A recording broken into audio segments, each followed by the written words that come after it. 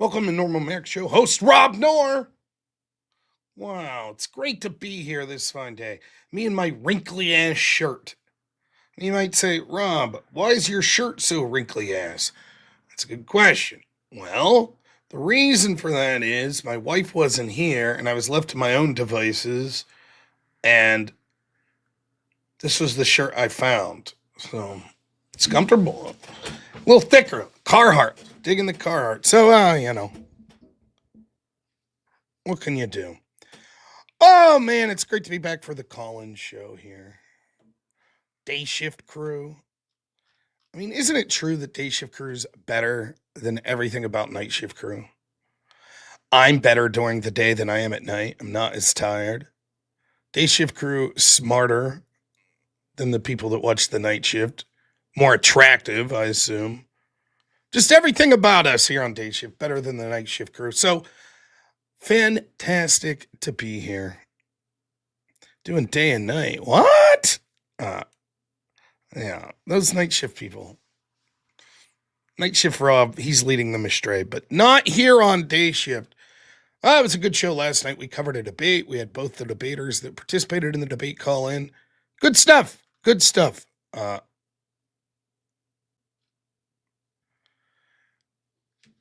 It's been a fun night when it comes to sort of political discussion. We'll talk about that a bit. Shaky Boy was going to get a membership, but he can't stand this slander. That's what day shift's all about, baby. Slandering night shift. What can I say?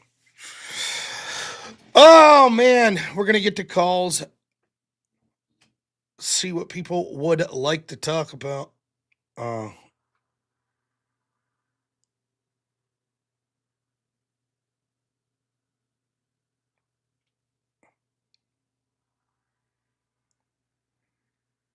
Sorry, just reading a message here.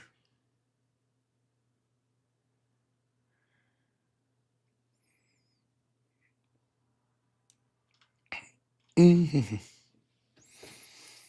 Yeah, it is. As a former night shifter, yeah. Well, you've left night shift, no doubt, because it's a bunch of scoundrels over there. So what's happening with my life today that I could briefly talk about? There it is. We chummed him in. Thank you so much, Shaky Boy, for the membership. How'd the debate go, EOD? Hopefully well.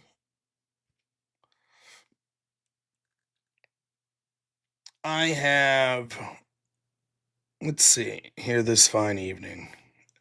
Just a normal show at 10 o'clock tonight. This is kind of weird. I don't have anything out of the ordinary coming up today or tomorrow.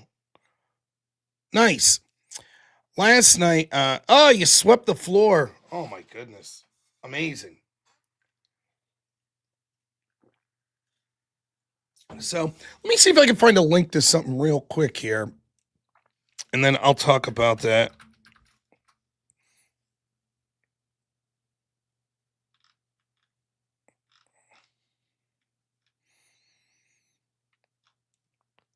So this is AmericaFest. I didn't know much about it other than I heard that Crucible people were going to be there. But it's put on by Turning Point USA, AmericaFest 2025. It's going to be in Phoenix from December 18th to 21st. I was wondering what this was. Thank you, Jesus, for telling me. Yeah. So, now I know that one of the headline debate the final day is going to be Andrew Wilson and Myron Gaines versus Adam Mockler and Destiny. I believe Jake Rattlesnake will also be at AmFest and will be debating. And so I thoroughly would like to go to this event for two reasons. Well, three. One, because it's Arizona in December, and it'll probably be cold as shit here in Pennsylvania. And Arizona presumably will be nicer. Also, I've never been to Arizona. And I had a friend that used to live there that told me how awesome it was.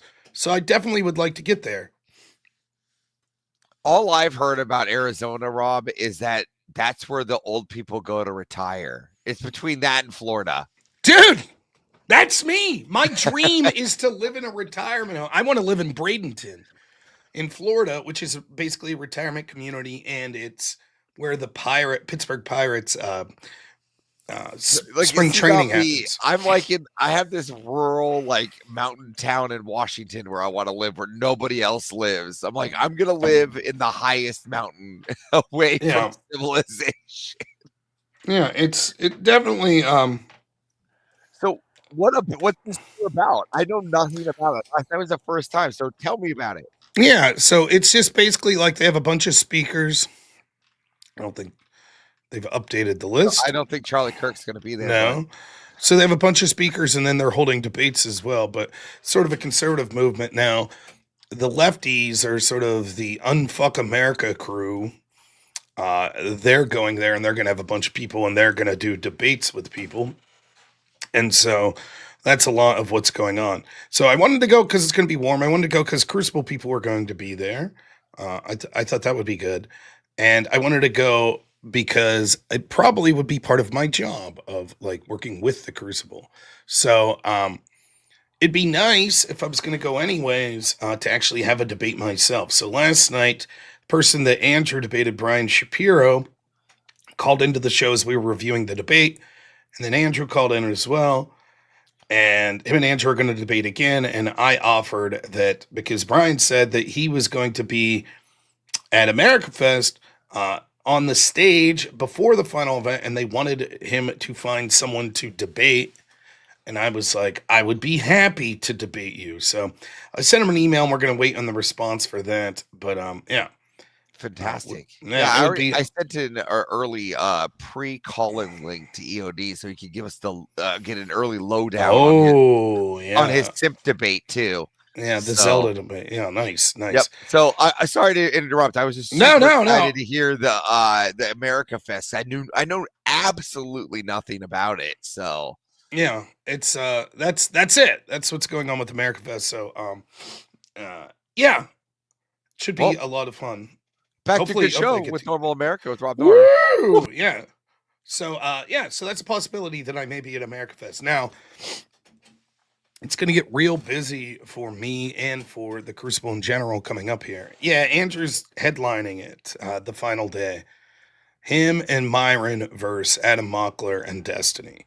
So should be a lot of fun, that event. And then of course, it won't be long after that. Just a few weeks will be the first World War debate. World War One. So Whoop whoop! busy, well, busy times. So it should be a lot of fun. I can't wait to get down there. I think Adam and Andrew and Myron should be a good collaborative duo there. I think that'll be a lot of fun. So shouldn't Destiny be in jail? I don't know. As far as the personal stuff, I just don't know. I don't follow it much.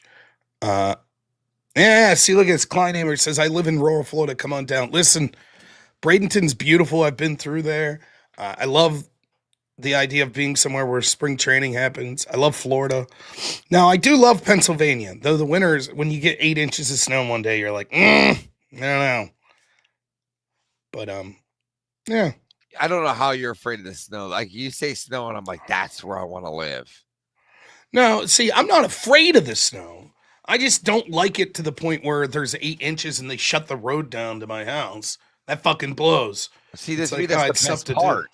To me, it's the best part. I'm just like, look, I now tell everybody I can now cancel things. I'm like John Mulaney, right? Like, my favorite thing to do is like canceling a plan. Yeah. There's like nothing more exciting. Well, listen. Then you're gonna love.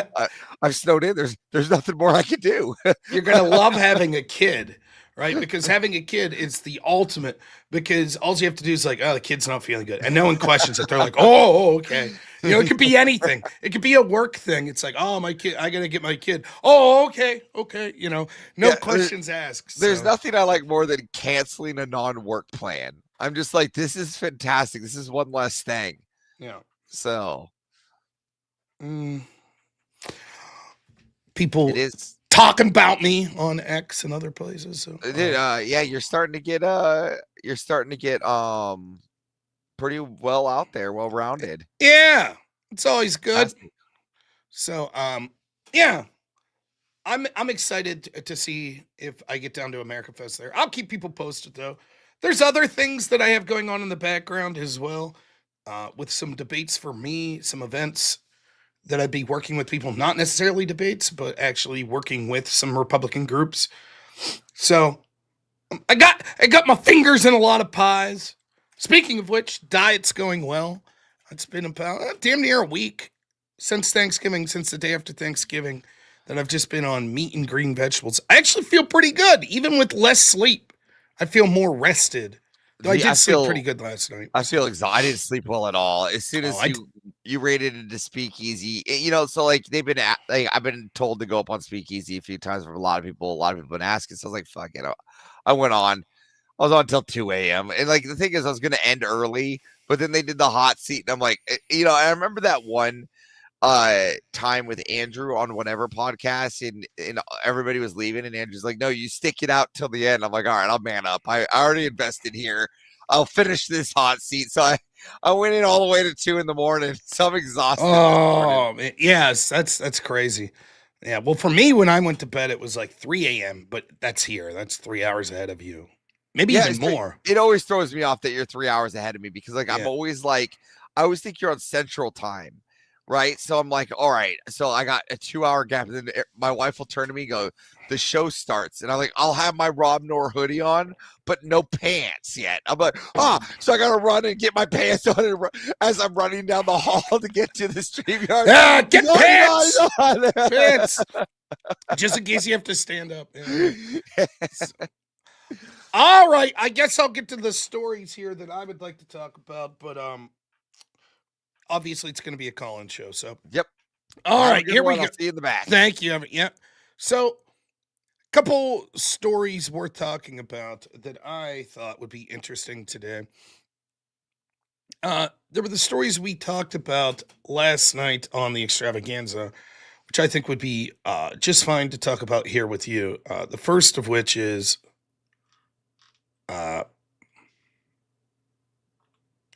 this story. And I'm warning, if there's kids, if you have kids listening, it's a mainstream media story, so it's not like anything that violates the U.S., but the subject matter is very disturbing here. So just want to give forewarning, but here we go.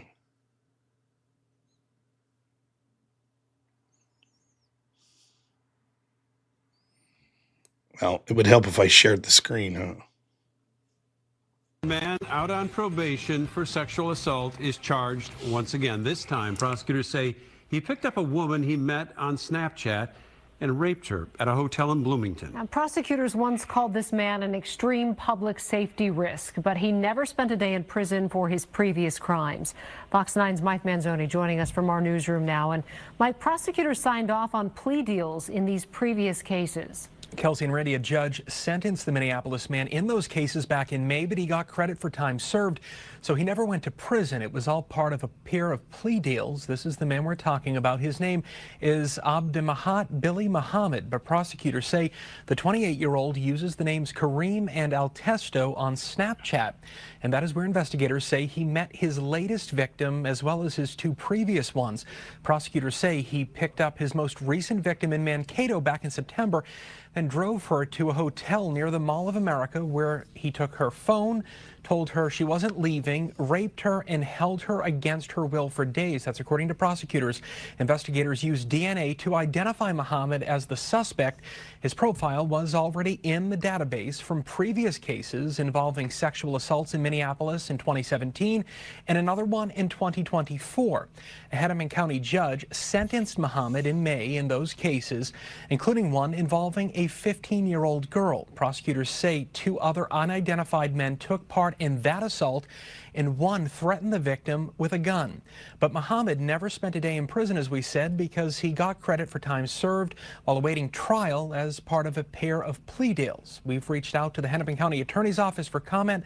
A spokesman there told us it is checking into it. Now, there's a lot to say about this.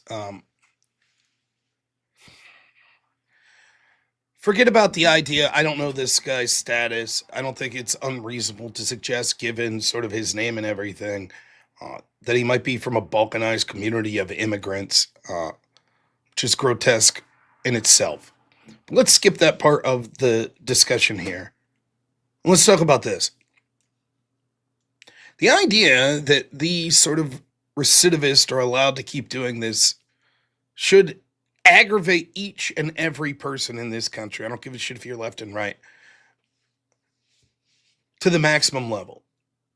My question is, when I talk to people, like if I talk to a left-winger about this and bring this up, they all claim, oh, no, we don't support this. We need to aggressively go after people that commit sexual assault crime. Then who is it? Where are these judges coming from? Where are these attorneys coming from? Seemingly, everyone you talk to is like, we don't support this. We don't support this. We don't support it. Go ahead, try it. Have a debate with the lefty and bring this story up, and they'll say, oh, we're against that. That guy should have been in prison. Find someone. Find a person that's defending letting people like this out. So it raises the question, why are these judges doing this? It's not that they have to because the way the law is written. Absolutely. Once these people are convicted of or plead guilty to these crimes, the possible sentencing is much higher. If everyone's against it, seems there'd be a will to change things politically to be like, all right, we're going to change the sentencing guidelines, etc. But none of it happens. Why?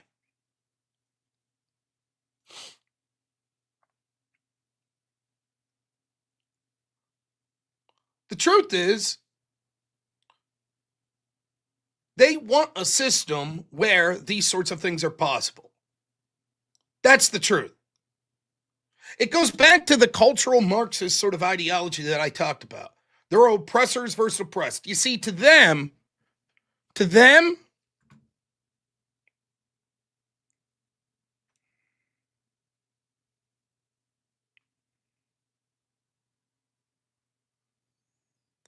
this guy's a victim. He's a victim. After all, Christians and white people, they've oppressed him and wherever he's from and, racisms and all of that shit, right? It's all just a misunderstanding. That's what's happening.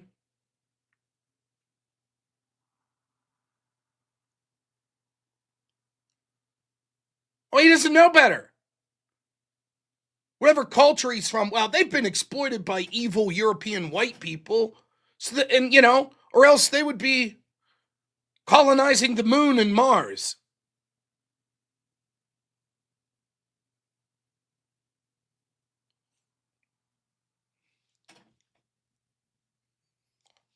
Jails, prisons, those are racist. Those are racist relics. We don't support that. Get rid of them. Okay? Then when the predictable consequences of that occur and stories like this happens, they're like, oh, we didn't want that. What did you think was going to happen?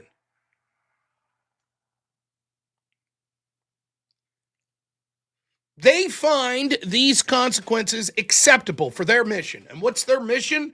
To embrace this cultural Marxist mindset to say that we have to go after the oppressors because they deserve it. They deserve it.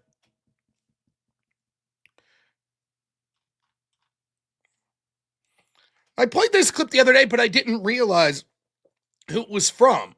This is Wajahat Ali, writer at the New York Times. He'll explain it to you. You have lost. You lost. He's talking about the mistake that you made is you let us in the first place. See, that's the thing with brown people. And I'm going to say this as a brown person. There's a lot of us. Like a lot. There's like 1.2 billion in India. There's more than 200 million in Pakistan. There's like 170 million in Bangladesh. Those are just the people there. I'm even talking about the folks who are expats or immigrants. There's a bunch of us. And we breed. We're a breeding people. And the problem is you let us in 1965. There were a few of us beforehand. But once you let one of us in, you know what happens with brown folks? Our grandmother comes, our grandfather comes, our uncle comes, our aunt comes, our cousin comes, our second cousin comes, our third cousin comes. Then we have kids, a bunch of kids. And then guess what? Some white women, the Western civilization women, the pure women, the American women, quote unquote, the Rust Belt women, the real women, they like some of us brown folks. We don't take them. They come to us. So we're embedded. We are everywhere. We are everywhere. I've traveled this country. I'm going to speak as a brown person. Brown people are everywhere. There will be a Patel Motel or there will be a Desi restaurant everywhere. I want you to realize this. You have lost. Your story is a shitty story filled with misery. It's filled with bland chicken. It's filled with terrible, terrible dry ass meat. Your music sucks. All your culture sucks. Nobody. That's why the kids like listen to black people and their music. That's why the kids love Latinos. Your parties suck because they're monochromatic. Our parties have better food, better music, better looking women.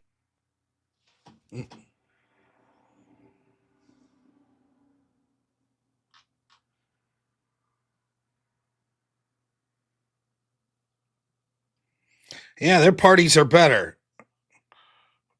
They're better. Their culture's better. They got guys like this. It's better, you see. That's what they have. White women love them. And if not, well, there's an answer for that too.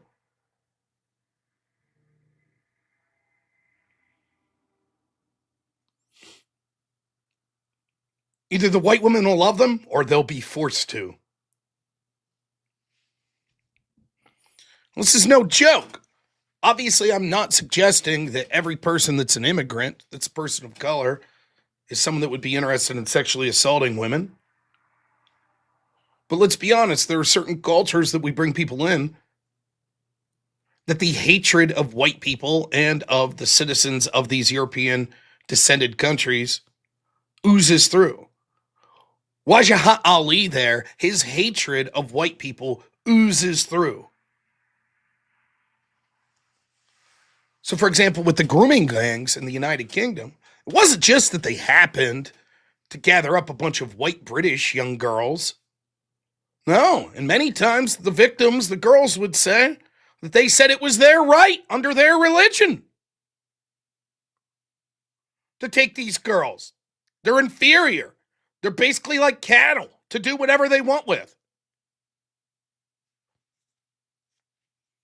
How could that be? How could someone hold someone in such contempt? Well, this isn't just a mindset. Maybe the actual sexual assault is something that wouldn't be the most common thing from anyone. But what's that mindset? How could that?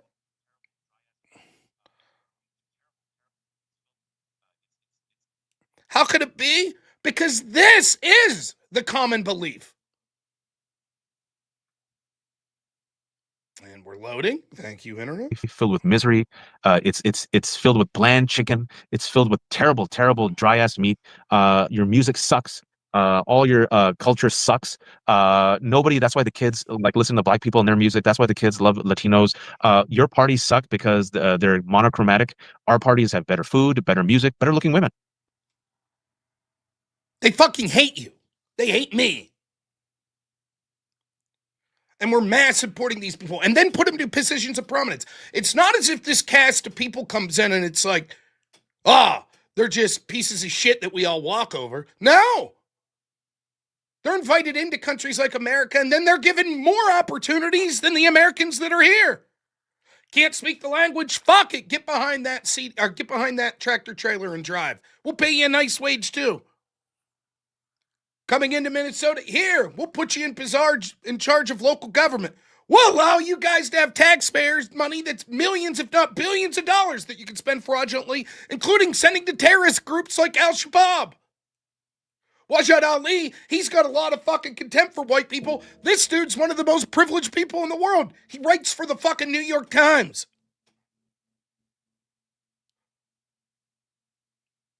Ilhan Omar, look at how she bitches about how terrible the country is.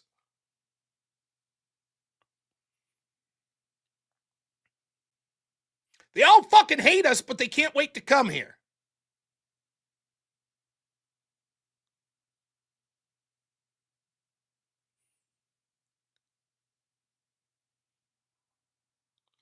Now, at some point, you have to say that these aren't just unfortunate accidents. I'll go back to something I said yesterday about this. Go look at the numbers of Joe Biden and the deportations. Here. or illegal immigration. Now, you see this red? That's basically illegals that were let in. Bush under 8-year total net immigration, 9.8 million. Obama, 7.9. Trump in 4 years, 3. Biden in 4 years, 10. And the huge percentage of it was illegals. Was it an accident? Oh, boy. That's a shame. The Biden administration was just horribly incompetent. Every day they're like, shit, millions of illegals are flooding in. What can we do about it? And then they would institute some plan and, shucks, it didn't work out. You think that's what happened? Of course not. The intent was to allow these people in. They just lie to you. Oh, no, actually, we are for a secure border. We're not people that want open borders. Sure, of course, quite literally, they'll say, no. We want a border to be there to some degree. We'll enforce it at some level. But they're perfectly fine with these millions of people coming in. And when you debate them on this, you can quickly see that that's the case. They'll be disingenuous. They won't admit it at first, most of them. They'll say, well, unfortunately, now that they're here, the legal process is, it's going to take years and years and years and trillions of dollars to remove them. So, shucks. Unfortunately, I guess they got to stay. Unfortunately, boy. Oh, shucks. No, that's not what I wanted. That's not what I wanted. I didn't want these people to come in. By the way, we might as well give them a pathway to citizenship once they're going to be here. It'd be cruel, now that they're here, not to give them a pathway to citizenship.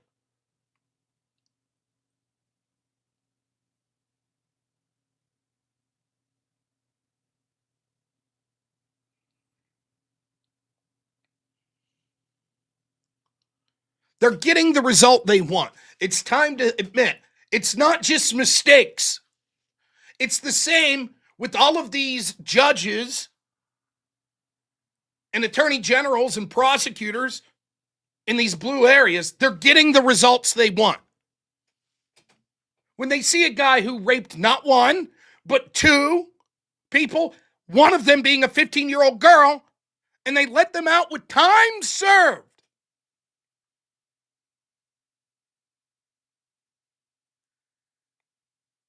Now let's steelman the argument. Well, maybe it was very difficult to prove the abuses in this case, so they had to accept a plea deal, which meant that was unfortunately all they could do. So they let him out back into the community, and it happens again. How many times are we going to see this? The guy that killed Irina, what was he, 40-something times? He was charged with crimes?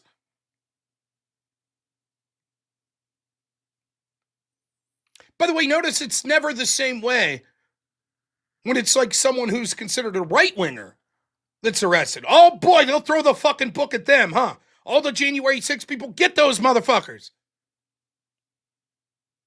Weirdly enough, despite how nebulous most of the charges were there, they had damn near 100% conviction rate there in D.C. How? Anytime it's like a serious crime of like someone assaulting children, it's like, it's tough. But January 6th, we got all those motherfuckers.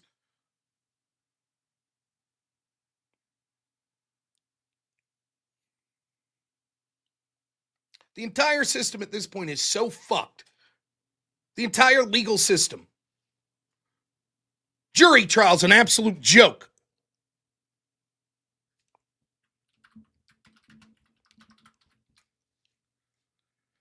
We had on camera 100% proof positive. A guy protesting ICE who threw a Subway sandwich at them. That's assault. DC jury says, nope, we don't care.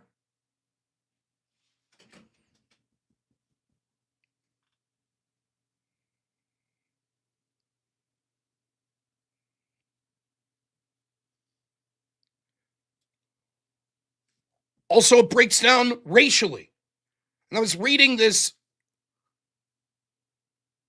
post that some guy was making about an author that had said at one point, once you start to bring in various groups that are culturally different, jury trials become impossible. Because what you'll see is the cultural groups that feel that they're oppressed, they're going to come together and have completely different motivations. Across more than 34 studies on jury behavior, white jurors show virtually no racial bias, whereas black jurors display a strong bias in favor of their own ethnic group. Rates of participant. You can see here with whites, 0.014, 0.028. Blacks, 0.2.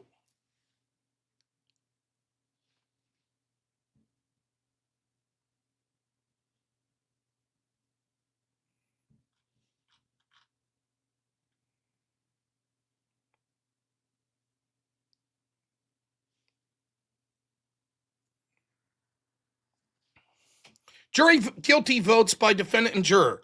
If it's a white defendant being guilty, black jurists 73% of the time say the white person's guilty. Whites 39. With the black defendant, whites even less likely to say guilty at 32%, but blacks 24%. And you know what's funny here? What it shows is the hatred of whites is more important than the love of blacks, even for these black jurors.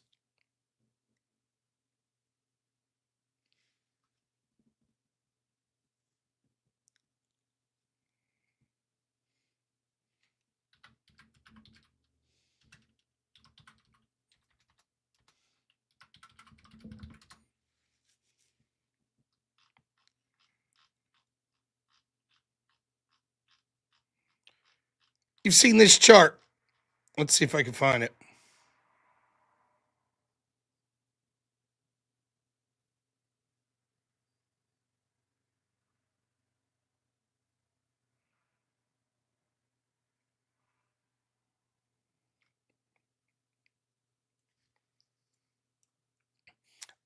Actually, this one is new. This is isolated negative feelings based by race.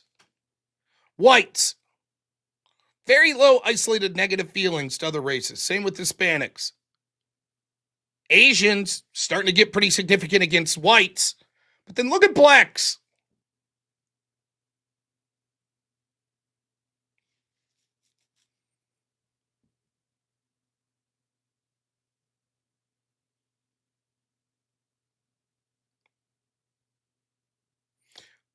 Maybe it didn't help to have a society where constantly we were told was all white people are racist and systemic racists and blah, blah, blah. Huh.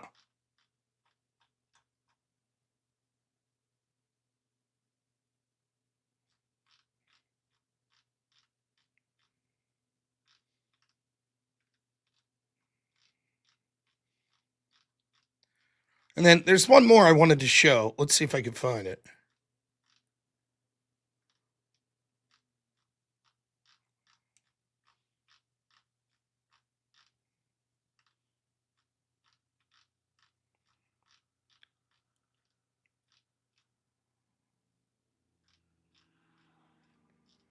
Maybe I don't have it.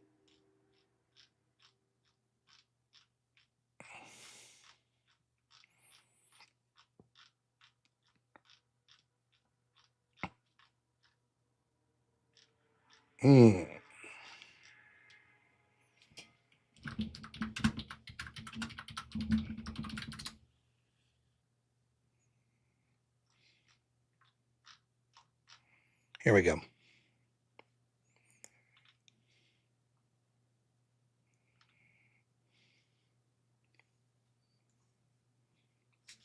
How racial groups rate each other. Now look at the white respondents. Almost all the exact same.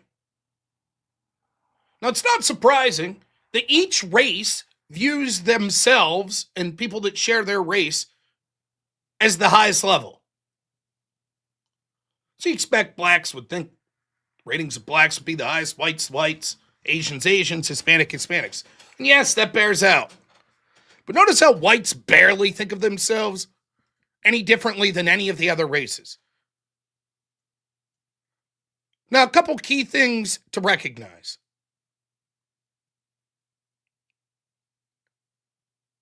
Notice how in every group, the second most preferred group is blacks.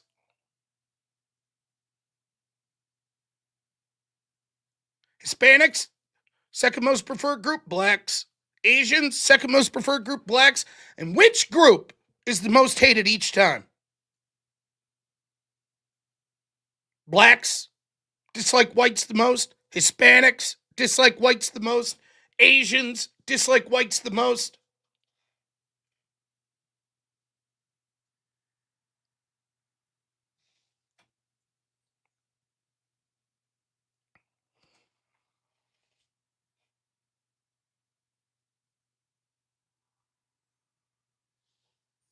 It's all right, though, right? None of this matters.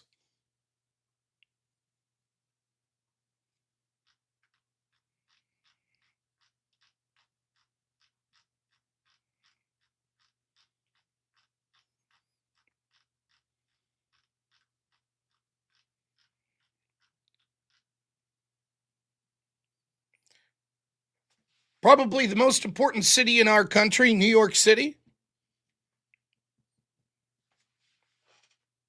1910, 98% white. 1960, 85%. 2020, 32%. I wonder what's going to happen when a bunch of cultures that fucking hate white people become the majority in the few countries left where white people are the majority. I wonder what's going to happen.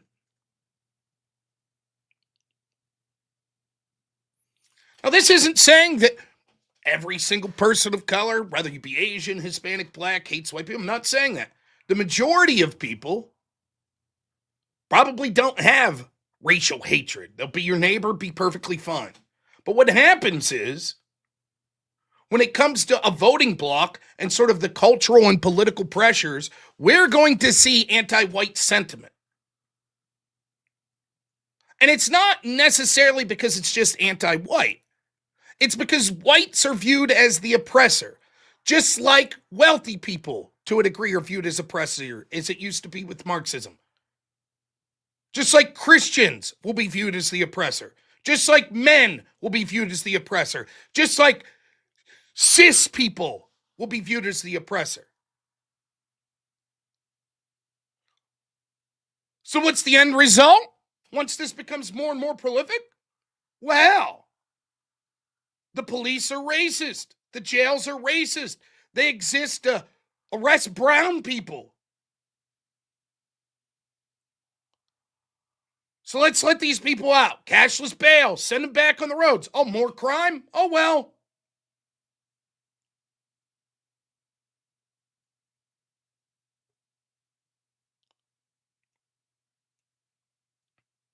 Anyways, that's the story I wanted to talk about. Now, there's more stories tonight that I wanted to cover, including some more about this boat situation, etc. But that's where we're on now. We're going to open up the calls. You can talk about whatever you like, as long as it's within terms of service. Now, I want to be clear. Just because we're talking about this story and it has sort of racial connotations, it has connotations about religion, etc., connotations about groups that are considered oppressors being treated like it's okay to treat them like shit, doesn't mean that we're going to accept people calling in with racial slurs, homophobic slurs, calls to violence, any of that shit. Unacceptable. So, other than that, as long as you keep it within terms of service, you can talk about anything that you want. It doesn't have to be this topic. It could be any topic that you want. Anything. Yes, anything that you want. Anything. Anything that you like. Anything. Mm-hmm. So we're supposed to go, yes, I'll kill you. I'll get you. What? You never saw Cat in the Hat? The Mike Myers one? Yeah, the Mike Myers one. Nah, I never saw it. Oh, that's like the one Rob L I'm gonna give you for the first time. I've never seen it. Oh. Oh, I've seen the cartoon one, but never the Mike Myers one. There's a new Cat in the Hat movie coming out, actually. I saw. Yeah, but not a live action one like with Mike Myers. I brought in 2 people early. One showed up because I figured he could tell us about his debate. So yeah. So all right, we'll do that first. But first, I'm going to read some super chats. So let's see here. Naughty Germ, thank you so much as always, man. $5, really appreciate it. Thank you. Then we have wrong button. Mr. Prometheus, $5 says we aren't allowed to show white pride. What the fuck? It's not even a matter of like you're absolutely should be allowed to have pride in your racial group. The same is true of any group. I have no problem with people that have black pride. I have no problem with people that have Hispanic pride, Asian pride, whatever. It doesn't even have to be ethnicity. You could have pride in your geographic location. Hey, I'm from Boston. Fuck those New Yorkers. That's okay. I don't give a shit. Of course, the truth is we are all tribal, and that's okay. I'm tribal. I give a shit about my family more than anyone else. It doesn't mean that I intentionally treat people like shit or hate people because they're not in my family, but I'm not going to sit here and bullshit you and pretend that I care as much about someone else's child as my own. I don't. That's just true. And the people that want to deny that are full of shit. And it's never going to change. It's human nature. And that's okay. Of course, it could become toxic if you take it to the point where you're like actively going out and treating people like shit based on them being outside of your tribe. But I have no problem with black pride, Hispanic pride, white pride, whatever. I don't give a fuck. I never wanted to talk about me as a collective Christian, me as a collective white person. My group that I wanted to talk about was rural. And when I talk about rural people, and it's still the group that I have the closest affinity for, that includes people of color. The folks I know around here that are black or Hispanic, that share my way of life, give a fuck that they're a different skin color than me. It's irrelevant. So to me, celebrating my racial makeup isn't something that I'm really interested to do. I couldn't even fucking tell you what my ancestry is. I don't know. I basically know up to my grandparents. I've told this story before. I sort of have a little sympathy for Elizabeth Warren. Growing up, my grandma on my dad's side told me that she was like a quarter or an eighth Blackfoot Indian, which would mean that I have a small amount of Blackfoot Indian in me. But then one relative of mine from that side of the family got one of those DNA tests, and that said that that's complete bullshit. So if I was running around like Elizabeth Warren saying, let me into your school because I'm part Indian, which I would never do, but had I been, based on what my grandma told me, I'd have been a lying piece of shit. Or not lying, I would have been misled, I guess. So I don't really give a shit about the racial makeup thing on my own. But what's important is the people that hate me don't care if I'm celebrating my whiteness or if I'm advocating for my group racially. They don't give a fuck because they're advocating against my group racially. And it's not just racially. They're advocating against my group religiously. They're advocating against my group based on country. They fucking hate people that are American. We're all privileged. So at some point you have to recognize, even if you don't have an interest in sort of being lumped in as a collective based on sort of your religion that you're trying to advocate for, or your culture, your enemies do. They're going to lump you in. That's the truth. To Gooch, $10 says, for the goal, not one step back. What fascinating to me is the fact this dude could say all that and the left will endorse him, but we're supposed to disavow Nick Fuentes. It's constantly that bullshit. You could say, I don't like Fuentes, and I don't like this Wajahat character. Yeah, fair, fine. But the fact is, they'll embrace him. This dude, you remember there was the, who was the woman that was put to the New York Times there? I believe she was Asian. I could be wrong, though, of Asian descent.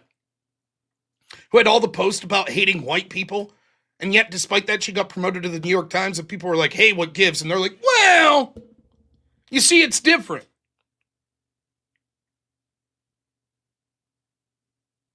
And let's be clear, I'm going to piss off a lot of people here. I don't give a fuck, I'll say it. Same's true with Jewish people. You get promoted at the New York Times saying that you hate Jewish people, right? You think they give a shit? You think the university would give a shit? You can bash white people, you can bash Jewish people, no problem. The university's going to say, yep, sounds good.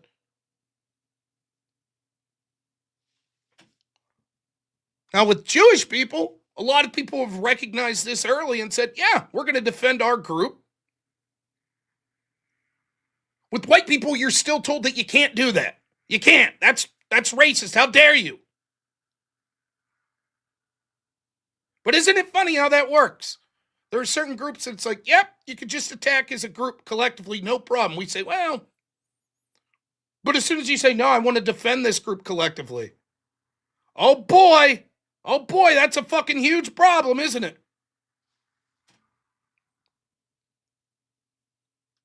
Bruce, $5 says, I've spoken to people who don't want illegal immigration to end because it causes prices of goods, services to rise. This is what we get, though.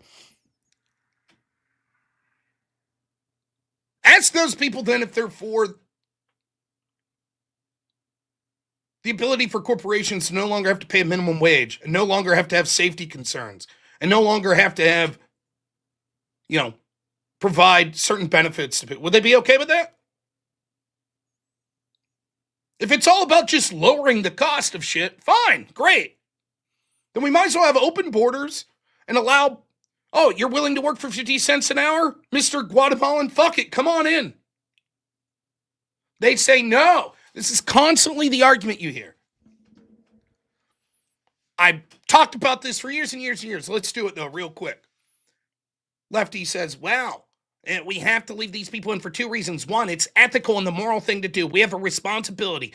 Borders are just imaginary, and so these people are desperate, and they're good people, and they just want to come here to work, and it would be monstrous to not allow them. We have to treat them right. And also, they're willing to do the jobs that Americans won't. Americans aren't going to be out there picking produce and stuff like that. Think of how much your produce will go up. Think of the prices, how much it'll increase if you kick them out. To which my response is, oh, so you're exploiting poor people from the third world, forcing them to do jobs that people from the first world wouldn't do because it's difficult work for cheap labor. To which they'll say one of two responses. Well, it's still better here than it was there for them. Oh, fair enough. Then I suppose you have nothing to say against reparations or nothing to support for reparations or any of that shit, because clearly the descendants of slaves are better off here than they were in Africa, right? So it was a good thing? Furthermore, the other argument that they'll make is like, well, now, and this is the most common one, no, actually, we should give these people citizenship. We should treat them right and make sure that the law applies to them and blah, blah, blah. But wouldn't that increase the wages?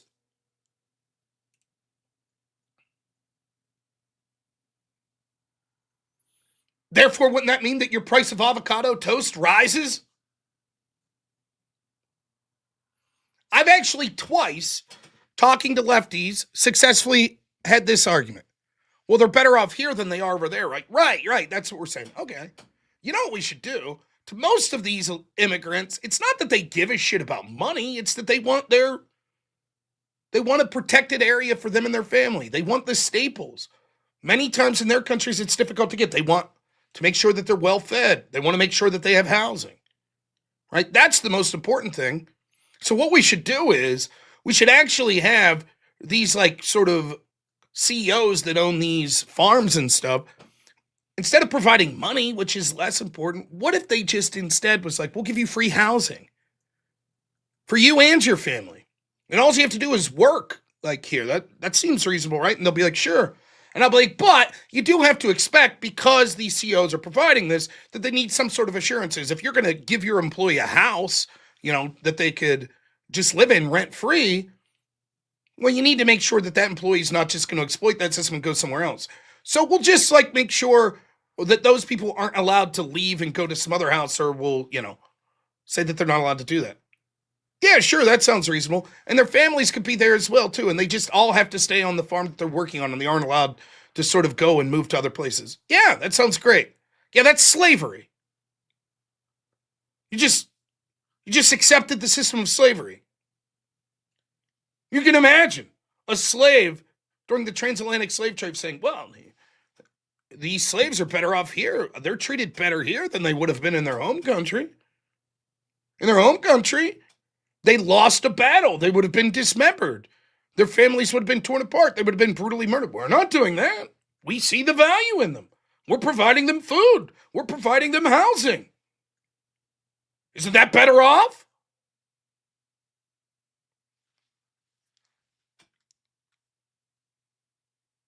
Rip SMG, $5 says people self-segregation catered communities, private security, Second Amendment. Couldn't agree more. Now, we got the callers lined up, about to get to them. Your job is to get super chats in to get to that goal of $357. Also, I wised up. This is not the topic that I plan on talking about tonight. One of the things I do all the time at the day show is talk about the topic that I want to talk about in the evening during the day, which is a huge mistake because then I ran out of shit to say in the evening. But not today. I got another story to cover tonight, or other stories. So we're going to bring on the callers, but you all have only had 8% of the super chat goal right now. So let's get the super chats coming in, and I'll bring on our first caller. The big debater had a debate last evening. EOD, what's happening? What's up, man? How's it going? Good, good. How'd the debate go? Oh, it was great. It was me and Spiro talking about which Zelda was best emblematic and representative of the series, right? And of course, Spiro comes in with this idiot take that it's Tears of the Kingdom for some stupid reason. I don't know, man. But I completely wiped the floor with him. It was an easy sweep. I ended up with 60-40 of the vote, so it's great. What game did you say was emblematic? A Link to the Past on Super Nintendo. Yeah, it's my favorite one. Though, in fairness, to be fair, I haven't played anything really since like the N64 ones. So, yeah. So I couldn't. A lot of people would have said, Ocarina of Time, the one on N64. But the thing about it that I thought about it is that so many of the story elements and the gameplay elements in Ocarina of Time actually came from LTTP. So I was like, I got to go with the one that started it all. And then I started thinking about some more of it. And you see several tropes that were established in Link to the Past continue through much of the series. Bumlink, are you guys 8 years old? No, 8-year-olds are smarter. They would just play the game instead of arguing about it. So, it's ironic. But while we were at the hotel in Nashville, there was a group of kids sitting on the floor waiting for the elevator. And as me and Sniper jumped on the elevator, I asked, like, what's your all's favorite Zelda? And they were all like, 2. 2's the best one. I'm like, y'all don't know what Zelda 2 is. Zelda 2 came out in 1989, man. Yeah. That's funny. 8-year-olds would be debating Roblox. You know what? I don't know probably. Shit. All I know about Roblox is my kid will never be on it because there's a bunch of psychopath like predators that are on there targeting kids. That is kind of scary. Yeah, but they're I remember doing some things better than they used to, I'll say. So to screen against that. When I was in high school, there was this game that came out called Animal Crossing. Right? I don't know if you know of this game, but it's basically like I don't know what to say. You basically do nothing. Like the entire premise of the game is like, yeah, basically, like you come into this little village and all these characters and stuff, and you build up your house, and you can fish, and you farm, and right. And me and my friends, the way it worked back then was like, what console would this have been? Maybe the Nintendo 64. I don't know, whatever console it was. This particular game, it was like you could have a village that 4 people could play it, but not at the same time. Right. And so like if I'm playing, and let's say me and you are in this village, you can't play while I'm playing. So I'm playing and I'm doing stuff. Now, when you're starting out, like you're trying to get like, you go to the shop and you need a shovel and you need a fishing pole and you need an axe. Right. But if you go and if it's one character buys it, then your buddy, it's not there for that day. They can't get that, right? Now, later in the game, it doesn't matter. So me and a couple of my friends did this, and it was at my friend's house, right? We would show up at like 6 a.m. and buy like the fucking axe and the shovel every day just so my one friend could never have it. And then we would do shit like, you could you could plant flowers and stuff. So like you couldn't really affect the other people's houses, but what we would do is just like plant flowers in the shape of like a giant penis pointing at the one friend's house and shit like that. It was fun. Like we had fun just playing this. So then years later, apparently the game got opened up to like you could play it online. I don't know. I never played it again, but they came out with sequels or whatever. And I was reading this article and it was like these prosecutors somewhere, or I don't know, child advocates or something, were like, this guy's shady. We're talking about a specific guy. They're like, this guy's shady because he plays Animal Crossing and only like child predators would play this game. And I was like, oh, fuck. Like, what does that make me? What? I actually enjoyed playing that game. So, but yeah, it is weird because, I have zero interest other than like, I don't know, kids I know, like my niece, I would sit down and tried to play Minecraft with. I'm a fucking idiot, I understand it. But I don't want to play online games with like little kids just because when I'm playing an online game, I'll be swearing or shit or whatever. It's a hobby. And like, just like you don't want to watch, for me, it's like when I'm watching the football game, I like it best when it's my friends, and maybe we're having a beer or two, as opposed to like there's little 8-year-olds there. Well, it's the same thing if I'm playing a game. And so the idea with like Roblox and shit, where so many people get involved with it, and there's so many kids that are playing, right out of the gate, you got to be like, yeah, man, I'm not interested. Are there adult only like rooms where you can play this just so I don't have to worry about? And I'm not even talking about things like, I just mean like if I'm like, fuck, like I don't want to say that in front of like some 8-year-old that's trying to learn this game. So as a parent, it's very troubling because it's like, yeah, there are people that intentionally go on there with the purpose of like, oh, we could meet like impressionable kids. Yeah, it's fucking crazy. It is nuts.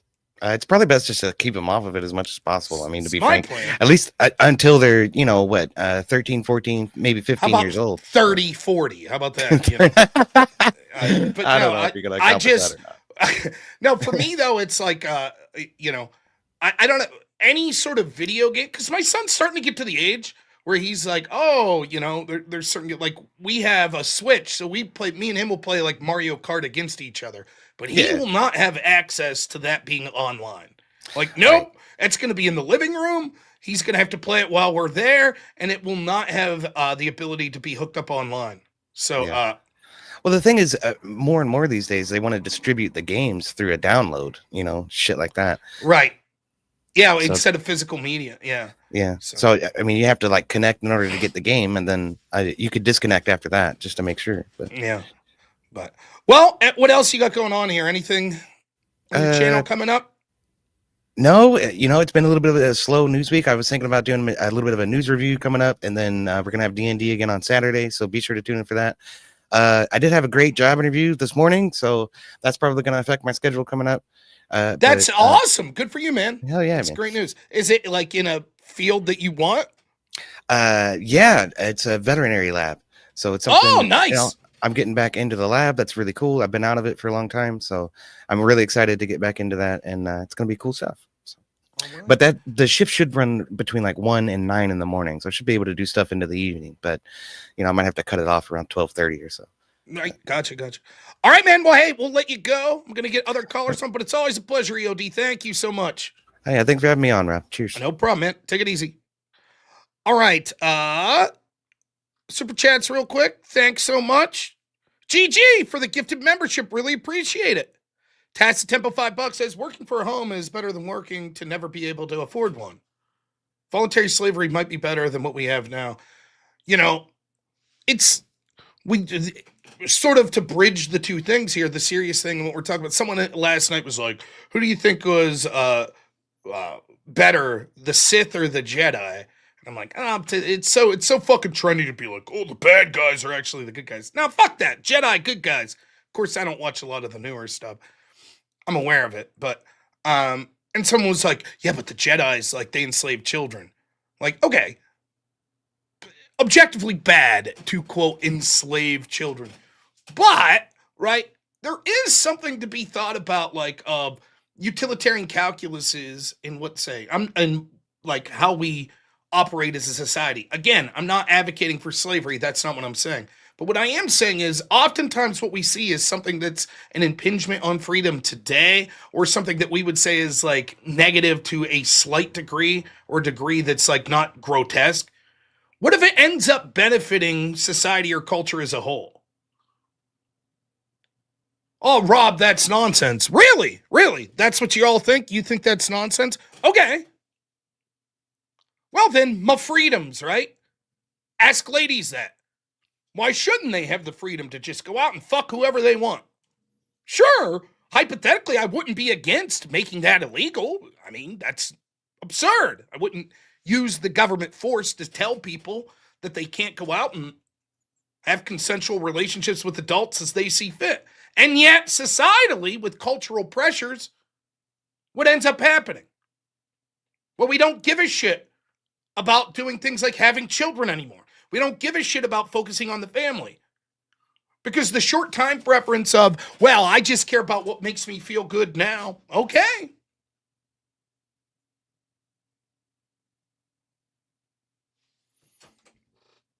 No, O'Brien is not the protagonist of 84. I haven't read it in a while, though. So, all right, next up we got... Oh, wait. A couple more super chats. Call me GL. Says, UD, you should cosplay as Pack-A-Day Link. Appreciate you, fellas. Thanks, Call Me GL. And then Alcala, $5 says, good morning, brother. God bless. Love the content. Thank you, man. Really appreciate it. All right. Eulix, what's happening, man? How you doing today? ¿Qué pasa? Ah, What's going on out here? look at that. One of those guys, Que Pasa. We speak American here. What the fuck's this?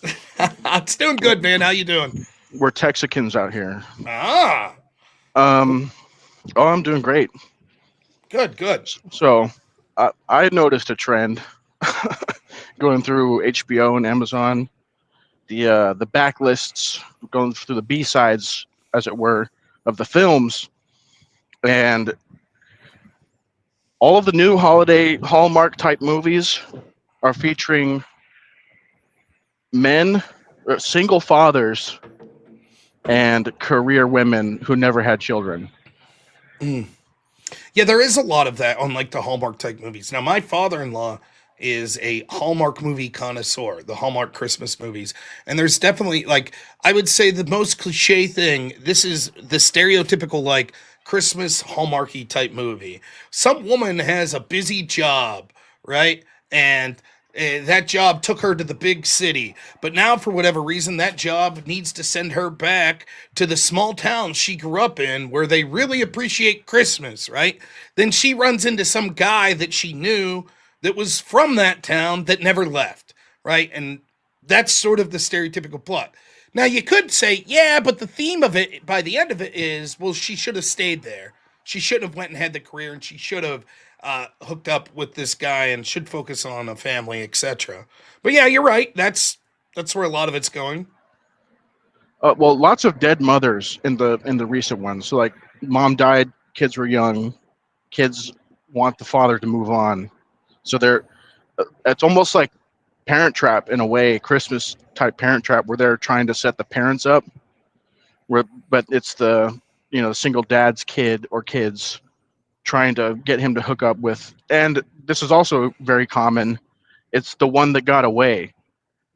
Mm-hmm. So the one that got away, then the guy moves on, marries, has a kid, wife dies. So it's almost like they get the best of both worlds. Yeah, I guess it depends on what the ultimate theme of the movie is. If the theme is that was a mistake and they should have been a family person, then it's like, oh, okay. I think that's a better theme. But, the Christmas movies are a little unique because it tends to lean towards that sort of thing. I'll be honest, like for me, I actually find the Hallmark movies objectively not good. Like as far as like cinematography and the skills that go into the movies. And yet there's something refreshing about the majority of the themes of the ones I see. I'm not talking about Netflix and shit. I'm talking about the ones that I've seen in the past year on places like Hallmark. Like where it's like a lot of it I haven't seen like fucking like LGBT propaganda. Like what I see is like people like, hey, you know what's important? My family. I moved away from my family, but you know what? I realized that my family's important. And you know what? I realized like settling down and marrying's important. And so for me, like, I don't know, it's sort of like all this shit out there that I actually think's like well-made movies is like bullshit themes. Like, I enjoy Tarantino, right? But how many times do I have to see something like Inglourious Bastards or, Django Unchained, which I really enjoy both of those movies, but it's the constant same thing, right? Like, fucking fascists are bad. Fucking white slave owners are bad. It's like, yeah, they're never gonna have the balls to make the like, well, actually, fucking, black racist against white people bad. Never have the balls to make that movie, right? So, there is something about those Hallmark movies. Yeah, and then of course there we see Independent Thinker. Right, 10 Commandments, phenomenal movie with a better message. Wonderful Life, phenomenal movie with a better message. So I don't think the Hallmark movies rise to the level of like the greatness of those movies, but when I think of like the messages behind these. Now I can't speak to like how they're doing Christmas movies on other things. I'm just saying the Hallmark movies that I've happened to see that my father-in-law is watching, so Yeah, well, I grew up watching Mystery Science Theater with my family. So this is I like bad films. I think I'm a fair judge. When things take themselves seriously, I judge it seriously, and when things don't, I don't. So, yeah, every film has a place. I agree with that. But yeah, I mean, it's the amount of like propaganda that we see, and look, this shit matters, right? So, one of my favorite people to listen to is Mike Benz, because I'm heavily interested in sort of government corruption and these institutional corruption. And one of the stories he told that I think illustrates this, though he's told many, many, many, many about sort of color revolutions and how the United States intel agencies sort of affect change around the world. It's no longer that we have to send in troops. They have it down to damn near a science and how you'll be able to sort of convince a population of people to promote the politicians that actually then the intel agents in the United States want, right? But here's one that illustrates how important like entertainment is. They created in Cuba, like, I don't know when this is, maybe like 2014, something like that. The date doesn't really matter though. They weren't allowed to have access to social media like Twitter. It was banned in Cuba. So what the CIA did was they created an app called Zunzanillo, which I think basically translates to like hummingbird or some shit like that. Get it? Bird, Twitter. So they created this app, and the purpose of the app, and it was allowed in Cuba, they obviously didn't realize the CIA was behind it, but what was said and why the Cuban government allowed it was just a place for people to come together and talk about the weather and celebrities, musicians, etc. But the thing was, the CIA was influencing and paying these musicians to basically start off just talking about music and then just slightly put some cultural stuff, just a little, and then maybe some political stuff, until by the time people were sort of hooked and using this app that seemed to be for this benign purpose, all of a sudden, the very seemingly non-political, non-cultural musicians, celebrities, etc. they were following are influencing how they think when it comes to cultural and political issues. You see this all across the country, all across the world. So if the people that are sort of in our institutions recognize the ability for entertainment to massively influence populations around the world, you don't think that's possible back here at home? You don't think that what Hollywood's putting out and what the music industry's putting out doesn't over time have an effect on how people think? So what happens then if all of a sudden you have a glorification in certain cultures of something like gangster rap for 30 fucking years? I could appreciate the talent and some of the music. I don't put blame on an individual rapper. Like, am I gonna fucking yell at Ice-T for when he was with Body Count writing Cop Killer? No. Okay, fine. But what happens is when that's promoted over and over again, well, then the culture starts to replicate the sort of hyperbolic images that are shown in these entertainment venues. As far as I'm concerned, like when you look at like NWA, I'm no expert on this shit, but when you look at like NWA, like I think that most of the people in NWA were actually like they went to university. They were sort of like almost nerds, except Eazy-E. Eazy-E was living the fucking life. Of course, he then died of AIDS, but Eazy-E was a gangster through and through, right? So what happened is you had this promotion of this sort of culture of these fucking, hyperbolic images of what it's like to live in these cities, and then real life starts to emulate the fiction. And the same is true when we look in Hollywood of all these movies that get put out. It doesn't have to be as blatant as like glorifying like gang life. What happens if over and over again we slightly start to replace what a husband looks like, what a father looks like? And in fact, I was reading the other day, if you go back and you look at like the entertainment industry in the United States, like Hollywood and the film industry and televisions, there was a lot of stuff about like sort of rural life. Like the Andy Griffith Show. You had a lot of Westerns and stuff like this. Leave It to Beaver. A lot of this was like suburbia, rural life. And then all of a sudden there's a radical change. Where's the programming like that now? Where is it? And it wasn't a mistake. You know, you had Mr. Edge. You had, what was Green Acres, right? Like, you had a lot of this stuff. All of that's gone, right? And now it sort of promotes like these sort of other values that you see, and now it's all like cookie cutter bullshit. That's before we even get into something like reality television. So it definitely is like the promotion of this shit. You know, just look at something as insidious as like LGBT shit, constantly subtly put in. Or if you want to take this to a different direction, you know, the meme that people are putting out there, but the meme's based on the truth. The stereotype's true. You'll have these like, here, finally a base, like fucking base show.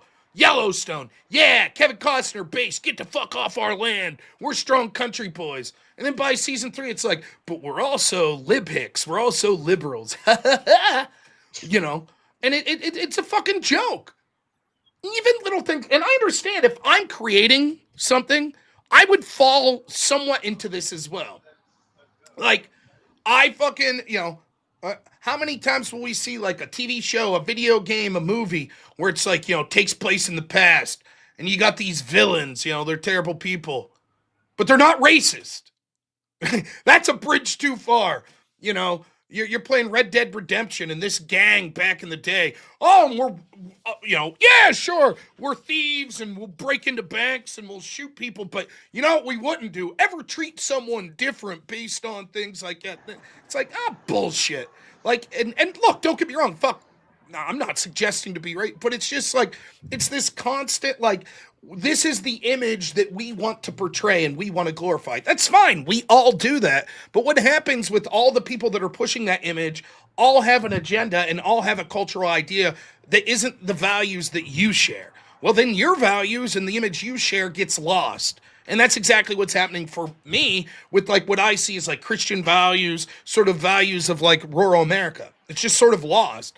And so for me, as lame as many of these Hallmark movies may be objectively, there is something like at least about the message in some of them, I don't know about all of them, where it's like, yeah, it actually is glorifying small town America. It actually is glorifying like family values and stuff like that, which is good. I'm willing to accept a shittier movie that does that, wanting to support that, than maybe a more technically sound movie that's pushing some sort of culture that fucking hates me. What I just heard is that Hallmark films are the last bastion of true American values. Fuck yeah. Yeah. I'll take it. So, Eulix, thanks so much, man. I really appreciate the call. I'm going to go yell at people for not donating, but man, it's always a pleasure. Yeah, thanks. All right, we'll see you, man. Listen, I say that, but then I'm not going to lie that I don't consume slop. Now, I don't watch as much movies as I used to, and I find myself going back to movies that I have already seen from the 80s and 90s, right? But, all right, what's up with the lack of super chats today? Oh, boy. Yeah, oh, sorry. Land of Man, $10. Has anyone noticed on almost every streaming platform, 90% of the Christmas movies you have to buy to watch? Even if you have a subscription, what's up with that? All the good movies, too. Is that true? I don't know. I have to look. And then, oh, look at this guy. No, I'm just kidding. Robert Whaley, $2. Thank you so much. I was trying to remove it. We keep hitting the same buttons, and so it'll come out and then come out. But, get the mystery. All right, we'll bring up mystery. But after mystery, if we don't get the super chat goal to at least 50%, then I'm going to stall and yell at people. Mystery, what's happening today, man? Speaking of Christmas, I love the new avatar. Hey, I don't say Merry Christmas. What do you say? I say, may the birth of the one and only true God, Jesus Christ, bestow a blessing of grace and peace upon your household to the belittlement of every other false religion, lest you be gay. That's amazing. That's what I'd be saying this Christmas. That's awesome. No, if you have to if you have to see like 12 people in a row, like Merry Christmas, you're going to have, it's going to be quite wordy. But hey, they'll get the point. It is true. No, isn't it weird though? Like some of these things become cliche. Like we say Merry Christmas so much that you forget like what the true purpose behind it is. I find myself doing that. I do this, at the end of every one of my shows, I'm like, hey, don't forget the memory of Charlie Kirk. What's almost become just like meaningless at this point because I just repeat it because it's like, wow, that's just cliche. That's what you say. So I constantly try to find myself fucking pulling back and being like, whoa. Think of the meaning of these things you're saying, and Merry Christmas is the best example of that probably. There you go. Goal smashed. Look at it. Because of one dude, our friend Jungle, absolute legend, $300. It's because you haven't even said hello. So rude. What's up, brother? L Mr. E, a.k.a. Mr. L. W. Rob V. Why do I get an L? Rice. He's only got that. There's another thing. Hey, it's the same thing. It's just, at this point, people don't even think about it. They're just like, oh, I'm supposed to say Mr. L because I heard Andrew say that. Now it's just become a meme for its own sake. Jungle, thank you so much, man. I don't know what to say. Incredibly generous. And then Darkside Deacons, thanks so much. $10 says, hi, I donated. And $2 from Premonition, thank you. But man, $300. Darkside Deaconess is Amanda. Oh, thank you, Amanda. Yeah, I also hate the ats. See how instead of just saying Zach Gelpy, it's the Zach Gelpy 61. I don't know how to get rid of that shit. Apparently it's something YouTube does.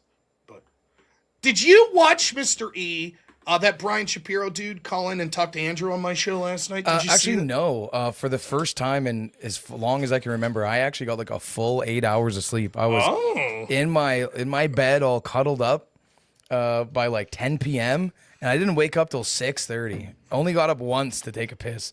And like I said, I've been dealing with this cold for like 2 weeks. And I swear to God, for like 2 weeks straight, I hadn't slept more than 2 hours, 2.5 hours at a time. So it was so fucking nice. I feel so much better this morning. So this Brian, tell me all about great. What happened, what I missed. So I'm reviewing the debate, and that Brian guy shows up in my chat. And I was like, hey man, if you want to come debate me, that's fine. Now I'm trying to be intentionally affable because I do want him to call in because I think I'll do very well in the debate with him. And he comes in and he starts sort of explaining his frustration with the debate. And it wasn't, oh, well, I made this point and Andrew made this point. It was basically the topic wasn't what I agreed to. I thought that it was, why do you support Trump and why do I hate Trump? Not, is it ethical to support Trump? And he immediately pivots to he's just sort of, just like he was in the debate with Andrew, he's all over the place. And he's just like, I think Andrew's a bad Christian and I think he's too rude and this, that, and the other. I don't really give a shit anything about that. And then he says, because what his wife did is a sin based on his religion. And I was like, wait. What? I was like, what did Rachel do that's a sin, that's not allowed on his religion? And he's like, well, having kids with multiple people.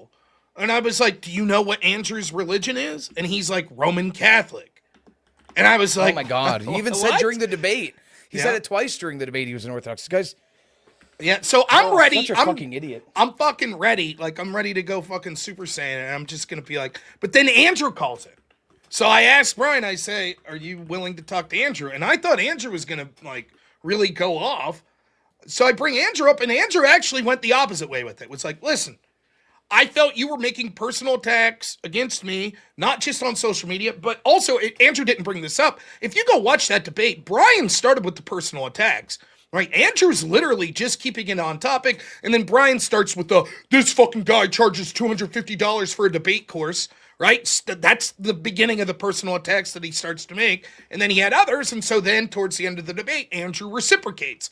And this guy was real pissed off that Andrew reciprocated. So Andrew basically is like, listen, I'll apologize if you apologize. And eventually Brian gave a weak apology, and they came to an agreement that was like, listen, they will have a philosophical debate about ethics and shit. They will literally just have a debate on whether or not Trump's policies are good for the country. They're going to have that debate, so it's going to be set up. And I was sort of like, I think, did you have, they had a discussion about moderators. Brian doesn't want a moderator, and Andrew was like, no, I think we need a moderator.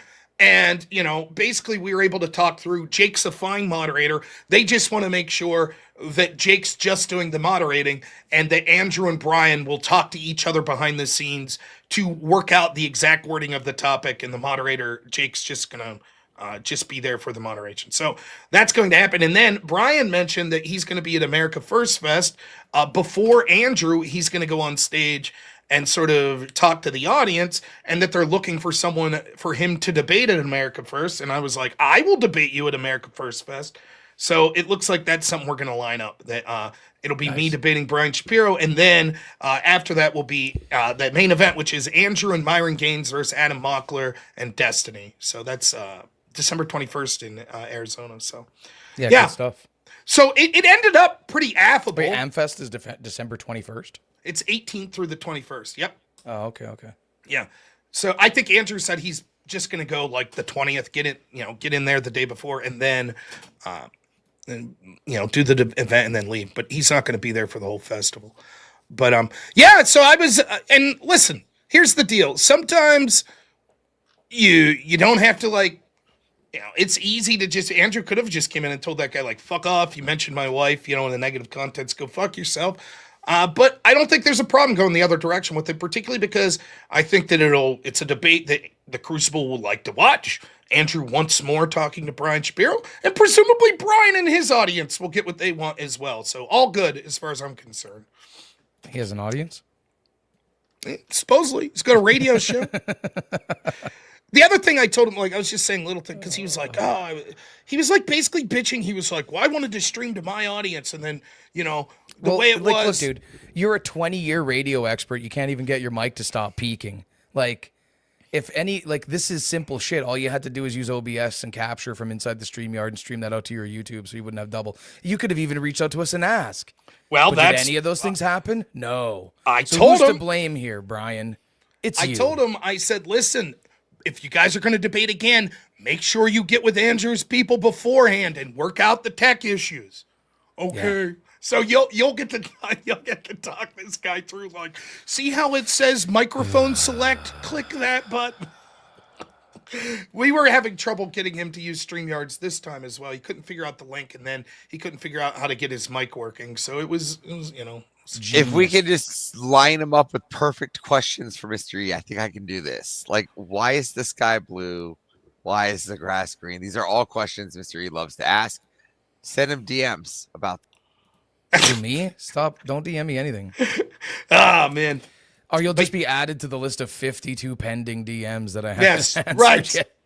Dude, I told everyone, like, down at DebateCon, I was like, hey, the easiest way to get in touch with me is just, like, DM me on X, And so no one really responded to me. So I'm on here streaming one day, and someone's like, hey, man, I noticed I sent you a DM, and I saw you didn't. And I go to my feed, and I'm like, I don't see you.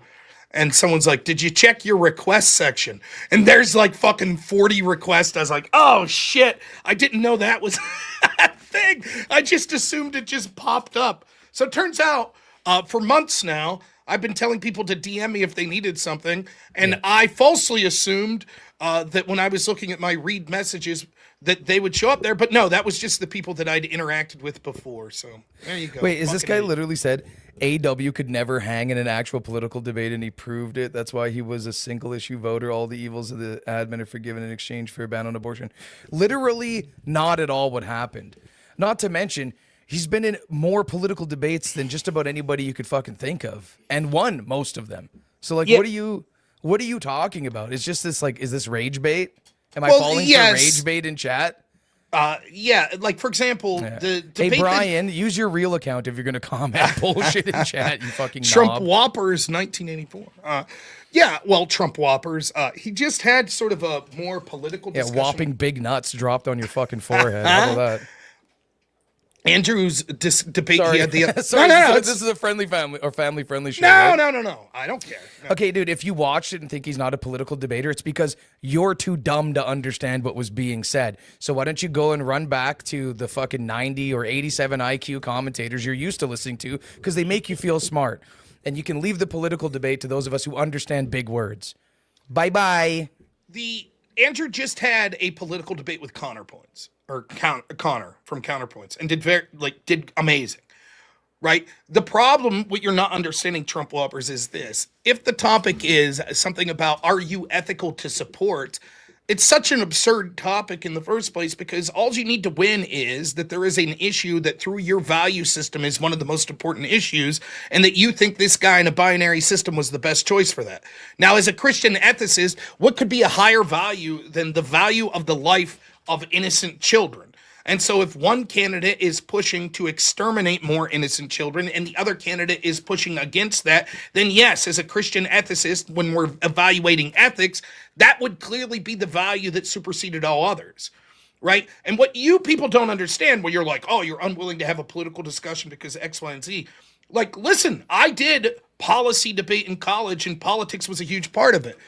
There are things called impacts, is the way we put it in policy debate. An impact is the ultimate value of something, right? So, for example, let's say me and Mr. E are debating, like, should we have tariffs? And Mr. E says, yeah, it's good. We should have tariffs because it brings manufacturing back to the United States. And I say, no, we shouldn't have tariffs because it'll raise prices on consumers. How do you evaluate, if both of us win our arguments there, which argument is better?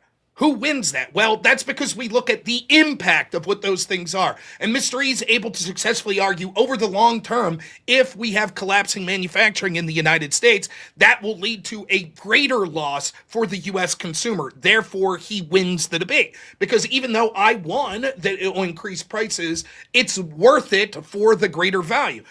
In this particular debate, what's going on is, it's not that Andrew's avoiding politics. In fact, it is political, but he's just saying, for me, my ethical system is Christian ethics, right? And the highest value, the impact that we should look at the most, is the murder of innocent children, right? Brian can't give an ethical system.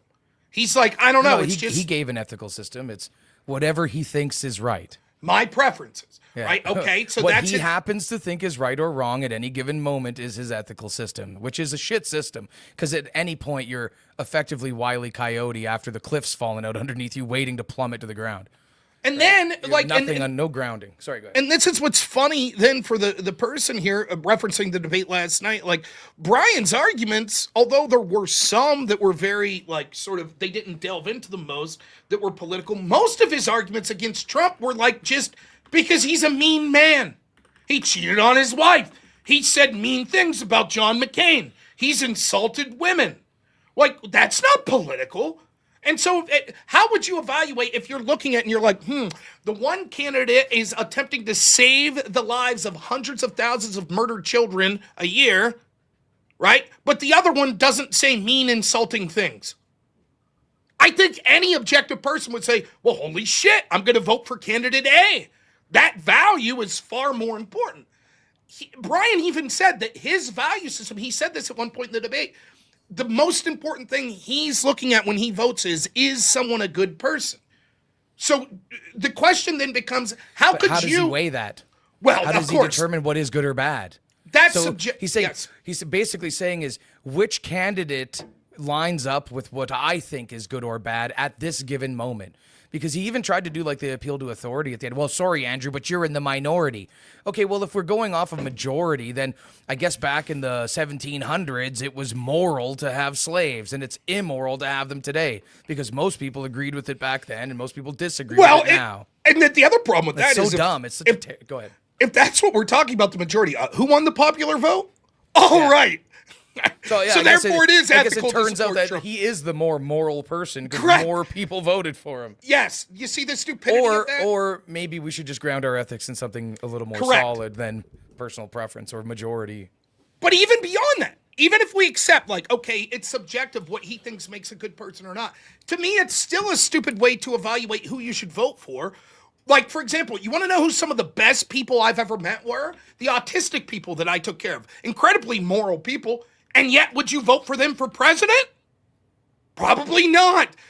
You would say, you know what? Just because someone might be a shithead in real life, like if they have policies that objectively are better for people, then of course that would be the preference. I'll take some guy that might be an asshole that talks harshly, that has bad habits. Maybe they're a drinker. Maybe they're, say rude things about women. Maybe I don't like the way they talk. But holy shit, world peace is breaking out. Oh, wow, the economy's taking off. Oh, wow, he's stopping the murder of innocent children. Yeah. And Brian's argument is, no, those things are secondary. Yeah, no, but he cheated on his wife once. So who gives a fuck about world peace? And so, but then to wrap this all what up. a moron. The irony is then the person in the chat criticizing, saying, based on that debate last night, that Andrew can't talk politics, he's literally saying that Andrew, that's like one of the political ramifications of Trump, which I happen to think is the most important thing, is sort of his abortion stance, right? And Brian's like, yeah, but he says mean things. And this person in the chat's like, Brian's talking about politics and Andrew's just talking about other things that aren't political. It's laughable. That's a Brian's laughable talking position. about his own personal preferences, and Andrew's trying to talk about ethical systems and what makes something ethical or unethical. And by the way, that guy checked out several minutes ago because we couldn't wrap that up in like a tight little TikTok video for his brain to process. Yeah, guaranteed. Look, he says your ethics should be consistent across policy and not just focused on abortion alone. Brian was pointing out that hypocrisy over and over again. What policy did those ethics not support? Right? I don't. Hypocrisy, like, dude. Okay, this is a good example, chat. Remember how I say this over and over again? Don't use words you don't understand because you look like a fucking fool. There's no hypocrisy anywhere in anything Andrew stated during that debate. Not one hypocrisy. And you just use words, you throw them around. I'm sorry to cut you out. You go ahead. No. Like, you're absolutely right. This is exactly what I'm getting at. What's the hypocrisy? So think of the implications here. So let's say my ethical system's Christian, or it's Jewish, or it's Muslim, or it's secular humanism, or it's non-aggression. It's a non-aggression principle. Yeah. Or it's utilitarian. Or it's even like anything other than my preferences, right? Anything that you could ground, right? Name me a politician ever that universally across the board would be the primary that would fit that ethical system 100%. Name me ever the politician. Spoiler, you can't, because they don't exist. So then you're a hypocrite if you vote for them. Do you understand the stupidity of that? I do. I'm not sure he does. This is why it's so like, for example, Brian saying last night, he's like, well, I won't vote. He's a liar. Trump lies. Okay, name me the politician that's never lied. Spoiler alert, you can't. Dude, your mother's a liar. Right. You know what I We're mean? all What liars. do you mean? But my mother's not a politician. Shut up, idiot. My son's 4-year-old. He's the fucking best. I love him more than anything. He's a liar. He has lied. You're a hypocrite for supporting your son, Rob. Yes. Like, it's a fucking joke. Like, the idea, and it's like, and even still, like, when Brian goes off, and like, listen, I think that I tip my cap to Brian for my show last night, for calling in. That's not the easiest thing to do. And then talking to Andrew and setting up a debate. Okay, great. So I'm not trying to shit on him for those things. But when he called in the show last night, he sort of made the same sort of complaints that he was making to Andrew in that debate, where he was like, I can't believe the way he talked to, like, he called that girl a schnizzlicker and this, that, and the other, and how, like, offensive that was, and I wouldn't do that. He literally said at the end, literally, you could go back and watch, he's like, actually, when I heard Andrew call her a schnizzlicker, I laughed. Yeah. So which is it? Right? Like, it's like, yeah, of course, I'm so tired of the tone policing. It's like, wow, you've talked so rude to this person. I can't believe it. Guess what? There are people that are online people that are entering this space. Some of it's a sort of entertainment. You have to have that value. And you have to have a little bit of a thick skin to be able to deal with that sort of shit. The idea that people are going to tone police this and be like, oh my God, I'm clutching my pearls. It's very similar to the whole grab him by the pussy thing with Trump. I don't know who the fuck you people are. Maybe I'm unique, but I don't think so. Where I grew up, you should hear the fucking women talk. If you think that that's a bad thing. Like, I remember when that broke, I was bartending at the town I grew up, the local bar where my dad was head bartender. Like, the women started laughing, then saying shit that would make you blush if you think that Trump saying that was bad. And then I had to kick this 65-year-old lady out of the bar because she kept whipping her tits out. while talking about it. I was like, you got to stop, Grandma. What are you doing? Like, so the idea that, like, oh my God, we all have to pretend like, my goodness, I can't believe that people talk like that. How could you talk like that? Oh, go fuck yourself. It's tone policing bullshit. But I don't know. What do you got going on today, Mr. E? We're not streaming anything on the Crucible today other than the extravaganza on Rumble. But we will be releasing a video in which Andrew fires back at all of the allegations for these viral little clip chimp videos are out. So the politics of here, I'll actually just read the chapters to you because it is a 30-minute video. No shit. Well, yeah, we're ready to fire it out here. It's the politics of personal destruction, red pill allegations, his actual positions on the red pill / manosphere, alpha male allegations, giving advice, his real message, Christian ethics, being a stepdad, his personal life, arguments from hypocrisy, addressing online seethers and haters, and of course, final thoughts. Yeah. I'll definitely check it out. And listen, I like particularly like the red pill and the alpha male shit. I've never heard Andrew say he was an alpha male. I've never heard Andrew say that he's red pill. Like, it's bullshit. Like, and people, I understand. Listen, a lot of people see Andrew through like little TikTok clips or through some 30-second clip that they see someone post on social media. So you would be mistaken for being like, oh, I've seen him argue with, an OnlyFans chick, so he must be like Andrew Tate. He must be like Myron. No, like you could go back. There's debates over and over that Andrew's had against red pill. He debated pearly things, right? Pearl's entire argument's like super red pill, like men should never get married. It's she's black pill. Well, there you go. Yes. I don't consider Pearl to be red pill. She's very black pill. She's very doomer on relationships. At least that's the way it all comes across to me. The best example I could think of recently was when Andrew debated Coach Greg Adams.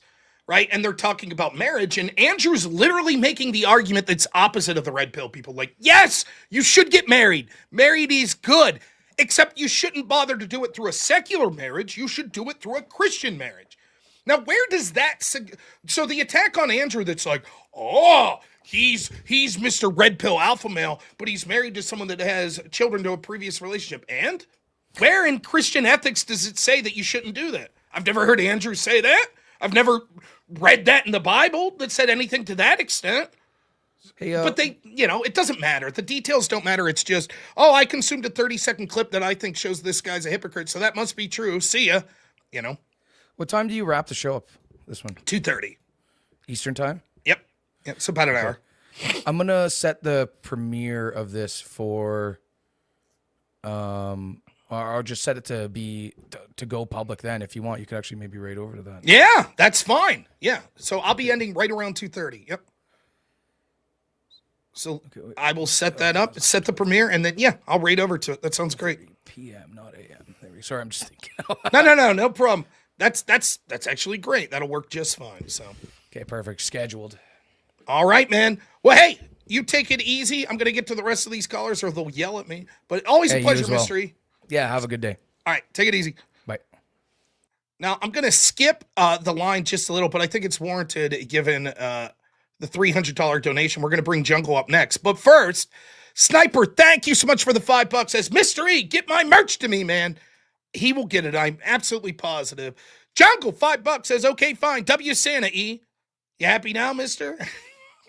Mr. E's never happy. Yeah, which is great. That Cramp Gramps. $2 says opinion on Hegseth-based Franklin meme. Love it. Now, Yoshi, $2 says Shapiro watched B Snow for 2 days straight to prep. I don't know what B Snow is, but interesting. Johnny Bloom, $5 says Trump's meanness was needed to stand up to the media. Even if he's mean when we don't think he needs to be, it's still worth it. Absolutely. Speakeasy, thanks again for being a member. And then Amanda, $5 says Mr. Santa Claus. Oh, nice. Jungle, what's happening today, man? What's up, bro? Thank you so much for the donation. Always a legend. Looking good as always. What do you got going on today? What's in your mind? Man, it's Art Basel week here in Miami, so there's like traffic and people all over the damn place. It's crazy. At least the weather is good. They shut down my road yesterday into my house, so I was stuck in the house. So it was because what happens is there's a little hill, And so people couldn't get up the hill and they got stuck there. And then the traffic backed up for like 3 miles because a couple people couldn't get up the hill. So they had to shut it down. Yeah, back where I'm from, it's like that too. We got like one road to get to one place. And if that road's down, we can't get home. It sucks. No.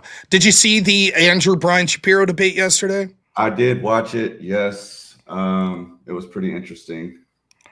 Yeah, it's, next time they're going to be debating a sort of politics. I'm 99% certain that both Andrew and Jake were correct about what the topic was supposed to be. But he just kept going to personal attacks on Trump, which is what he always does anyway. So I expected that.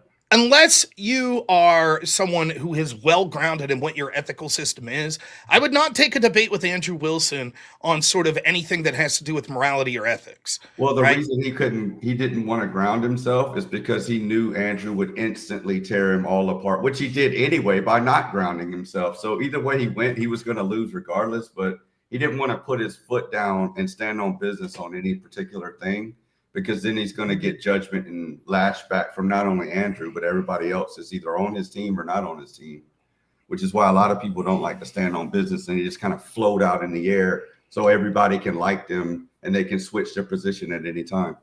Yeah, it's one of the things that's frustrating. Like, why are you debating? And this is always something, again, I think people think it's lame that I focus on this so heavily.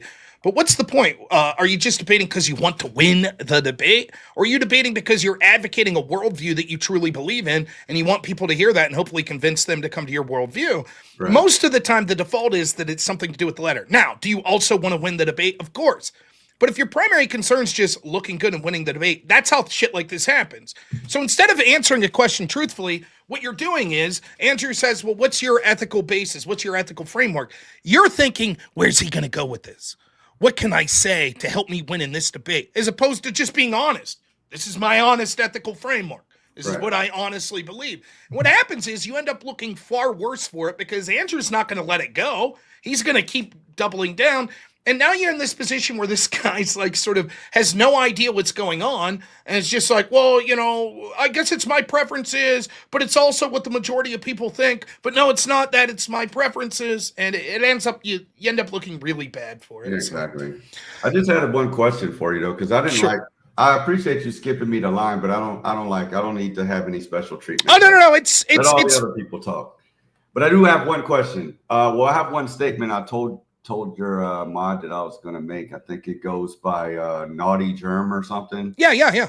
He's almost awesome. I had to say that about him. So there you go. Almost. That's great. Yeah, he's almost awesome. So we'll have a good laugh about that later. But one question I have.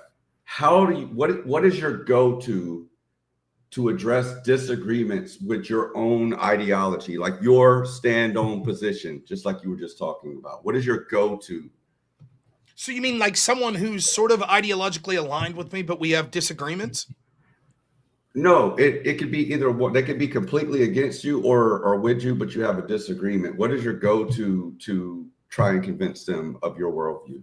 So what I try to do is always put myself in the position of trying to understand where my opponent's not the good word, the person I'm talking to, what their worldview is. And I want to make the argument why, given many of the values that they have, that my worldview would be better for that as well. Now, there's going to be some things that are antithetical, and it's going to be hard to prove that. For example, if I say I'm a Christian and someone says, like, part of my worldview is to execute all Christians, it's going to be hard to argue why my worldview would be better for that value. But a lot of times, people are going to have values that aren't that. That's the majority of people. So, for example, someone might have values of, like, I support LGBT people. That's a very important value of me. Okay, well, as someone who thinks that indoctrination of LGBT shit has gone through the roof and needs to be fought back, how can I convince this person that my worldview would be preferable for their values of LGBT people? So, I think, what is the truth? I'm not coming up with some bullshit. I'm always trying to tell the truth. Well, the truth is that many of these secular humanists or lefties or progressives or whatever that believe this LGBT stuff, they also are people that aren't reproducing that much. And they're also people that say that we have to have borders and bring in immigration, etc. Problem is, many of these people we're going to be bringing in have a far harsher view of the LGBT people than me. So my default is always trying to think, why, given your value system, is my worldview or what I'm suggesting preferable for that? So if you go back and you see, like, I could maybe show you real quick, during the election season, I put up probably, 15 videos of just every group that my audience was asking and I could think of why they should vote for Trump. So let's see, let me get back here. Man, my editor does good. We got a lot of videos up. Where are we at? 7 months ago.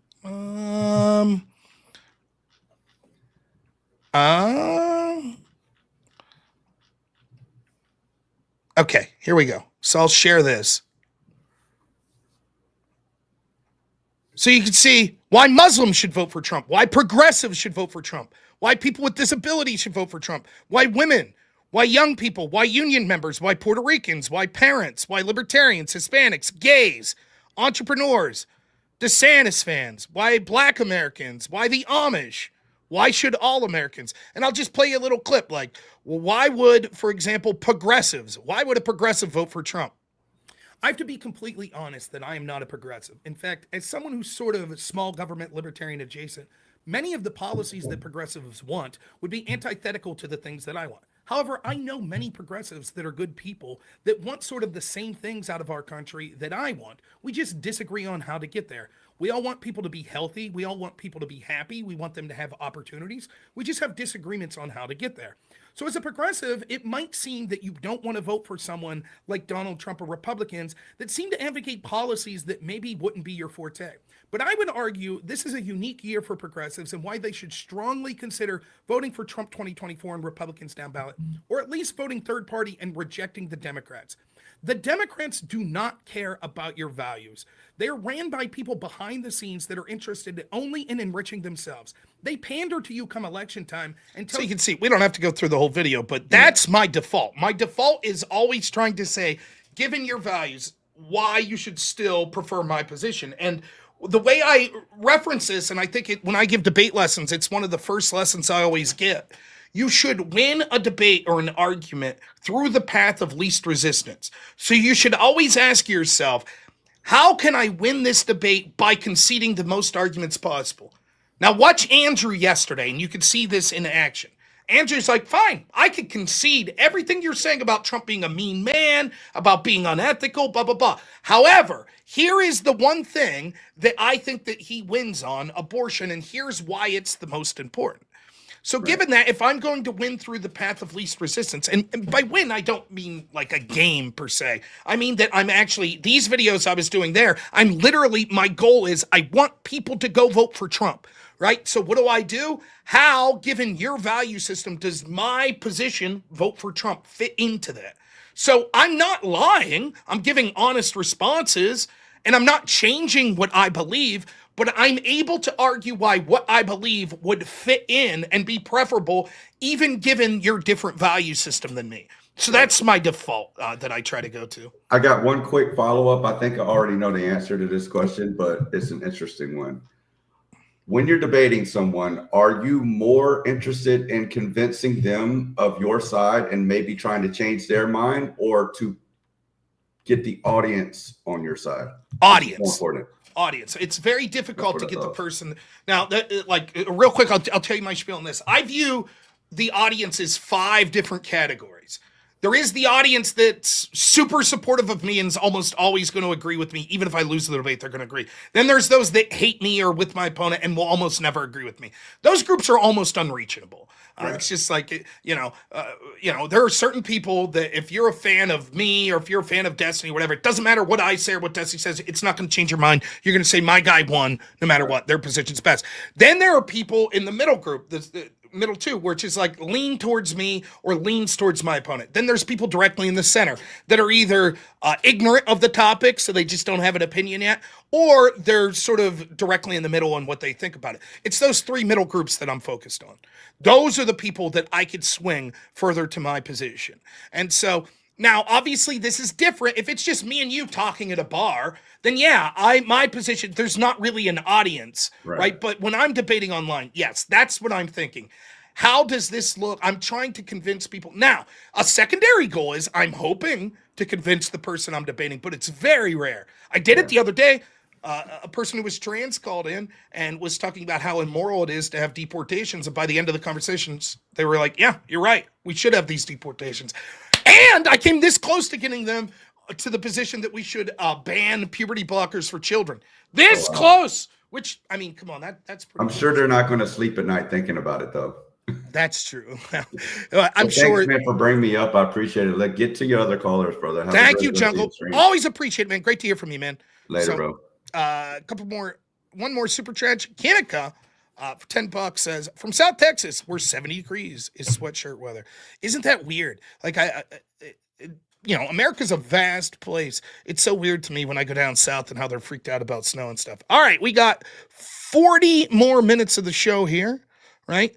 And we got 1, 2, 3, 4 callers. So roughly 7 minutes per caller, because I'm sure another one will call in.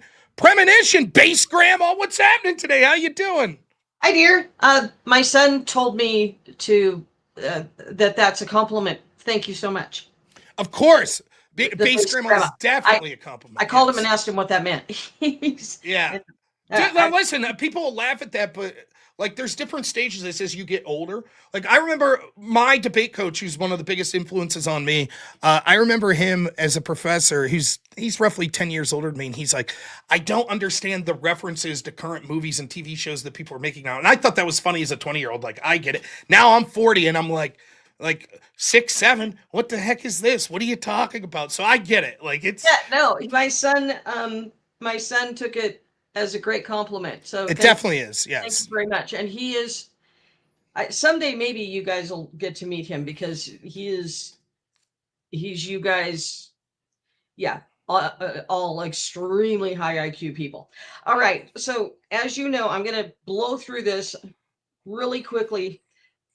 All I do is sit and contemplate. That's all I do with that's all I do. I give myself equations to work through. Okay. So I'm going to hit it again. I've got 2 or 3 things I'm going to hit, but I'm going to hit them really fast. Okay. I'm going to hit it again. Word wars. Now, I know that we've discussed this, and I know that you guys have your direction. And I'm trying to go down into the slivers and into the little tiny things. So if we cross-reference word wars with UFC, the best, they're refs, okay, that they have in there. The refs are tougher than the fighters. I've noticed that. Because if the fighters get out of control, the ref can take them and put them in do whatever they want with them. They can throw them right out of the ring because these are big, strong guys that are better than the fighters themselves. So, and I know that you guys are going to do this already, but your moderators need to be at your caliber, and you guys need to bring everybody up to your caliber, Andrew's caliber. I'm so happy that Avarice is now in and going up. And this is going to, you guys have the option, the opportunity to make news, general news, which we don't watch anymore. I don't watch news, obsolete. We've already discussed this, and you're already pushing for that in the elections and all of those things. So what the focus needs to be is actually just, without even trying, just push news aside, and you will be the central location, just like UFC kind of pushed boxing out of the way. And I've always thought boxing was barbaric anyway, and I love UFC, but they just kind of pushed it out of the way. It's a central location. Dana White is a perfect example to follow for you guys, except for you guys are going to be in suits, because this is going in another direction, because you're going to be moving into politics and world events. Can I interrupt you just real quick, because I see something in the chat. Andrew will not be moderating. Now, he may moderate in the future, but it'll actually be Ben Swan's going to be the primary moderator, and then there will be other people on the team moderating. That might be me. It might be Jake Rattlesnake. But so the original plan was for Andrew to moderate, but that's changed because we think that it will be more important for Andrew to sort of be giving his commentary on what's going on in the debate, what he expects from the debate, and what happened. So it's difficult. We decided that you don't want the moderator to be saying, this is who I think is going to win the debate, or here's what I expect. You guys are referees. It has to be separate. Yes. So that's why we made that And you decision. guys need to be good, like you. So you need to bring up these guys that you just mentioned and some others, because when you guys get really big, you might have events on East Coast, West Coast. Like I told Andrew, once you guys get rolling, get good. We got Lake Tahoe right here, Reno, Nevada, East Coast, West Coast. Anyway, so that's all I'm going to say on that. Push and go global. You have to. This is the first of its kind, and take it and run with it. And all of you guys that are in at the beginning are going to get rich. And I'm so happy. Well, that I don't know, but I will say this: it is exciting. It's definitely exciting to have like the ability to create something that could be so influential and like sort of set the standard. So I'm very excited to be part of it. I want to, actually that before I get to these other two things very quickly, I'm blowing really fast. My father he died at your age. He was a child when he died, but he was a very successful young businessman, and he owned a Honda shop, motorcycles. But we had the best-selling Honda shop on the western part of the United States. And the president of Honda flew over from Japan and had dinner at our house. And my father, instead of like bikers, motorcycle riders, he wore a suit and tie to work because he knew where he was going. And then we lost him, but which I never got over. Anyway, so, but yeah, the suit and tie thing, you guys you're at that level and you're going up. You're not going down, you're going up. You're all going up. So congratulations. So the other thing, I've got two last things. Speaking of the filthy feminism thing, when you were talking about Andy Griffith, to the young people out there, if you've never seen Andy Griffith, and if you've never seen Lost in Space, the original, I'm sorry, please go watch it. And it will give you a perfect example of the type of family structure that works in a society and what the Americans were accustomed to in their family structure. And astonishingly enough, Lost in Space had it laid out perfectly, and they never went out of bounds, and everybody was happy in their perspective positions. So I would just the young who are at all interested, go look at it. I know it's hokey, but go watch it and get an idea of how the wife behaved towards the husbands, the kids behaved towards the parents, and the father took care of the family. It all worked. Okay, so the last thing I'm going to touch on really quickly, and this is the biggest one. We are in trouble. And what we've got is chaos. Somebody took the United States and turned it into a giant anthill and jumped on it. Okay, it's chaos. So I was thinking, okay, and I don't even know if this could be done because there are so many of us and it's such a mess.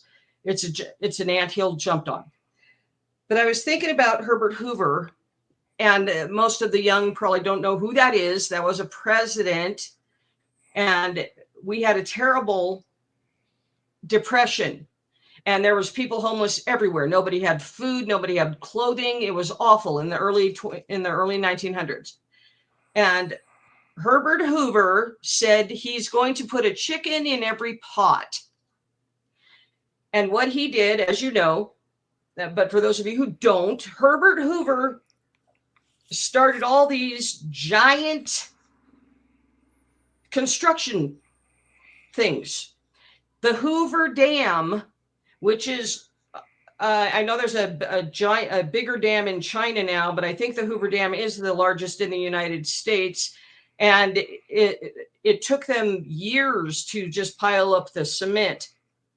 The Hoover Dam is something. Anyway, that put thousands of men to work because he wanted to put a chicken in every pot because people were starving.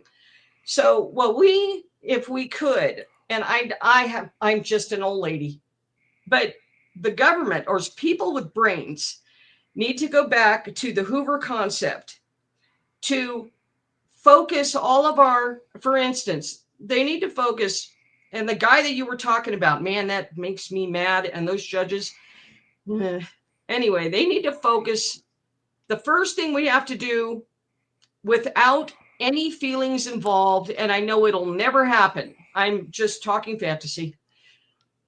If we could get everybody out that doesn't belong here, period, no questions, get the jets rolling and fly jets for the next 3 years. I don't care where they go, filled with people. I don't care. Just like the stupid guys that flew in and they're hanging off the jet, just like that, only in reverse. Okay. So that there's not a single homeless veteran or a single homeless American citizen. And I don't care what color you are. If you're a citizen and you're from here and you celebrate Christmas, you're here. And if we line that back up and unabashedly kick them out, just remove them, we would save ourselves. And then we could get back to the feminism thing is insane because the girls don't know what they're supposed to do. That's what feminism did. But if we would do these couple of things, return back to have the kids look at how it used to be, those stupid shows. Anyway, that's all I have to say, dear heart. And well, thank you. I'm so proud of you. And let's save us. I mean, we can do it. Maybe. I agree. It's not time to be black-pilled. It's time to push for things. Look, nothing will ever be utopia and the fight will never end. But certainly those are things we have to push for. And one of the greatest issues that we face, there's a lot of them, but one of them is sort of the immigration crisis that you see not just in the United States, in the entire Western world. So totally agree. Western world. Yep. Man, we're in trouble. Yep. So, but if the other countries if everybody would just say, stop. There are some very large continents out there where a lot of people are coming from that could easily hold them all, where they came from. Yeah. Anyway, I wanted to say, Mr. E and I have never spoken, but I'm glad he's feeling better. And I really liked the guy that did the really big donation. Yeah, Jungle, he's a great guy. Yeah. Yeah, and so hello to everybody, and we'll talk to you later. And that's all right. Thank you so much. Really appreciate you. We'll talk soon. Oh, sorry. Nazir, 2 donations, $2 to kick. I wish I was deaf. Repeal the 1-9. Thank you so much, Nazir, for the $4. Now, next up we have the great Zach Gilby. What's up? Yeah. Zach, I don't know what you wanted to talk about, but I'm going to preempt you. Have you seen, given the topic that I was starting to talk about today, this may end up being what we talk about tonight, but Open Justice UK released the first tranche of the sentencing from the Rotherham grooming scandal.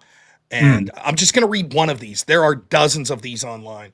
Yeah. So if there's anyone watching that's children watching, please, it's grotesque. It really is. So I just want to read because I noticed that this just broke.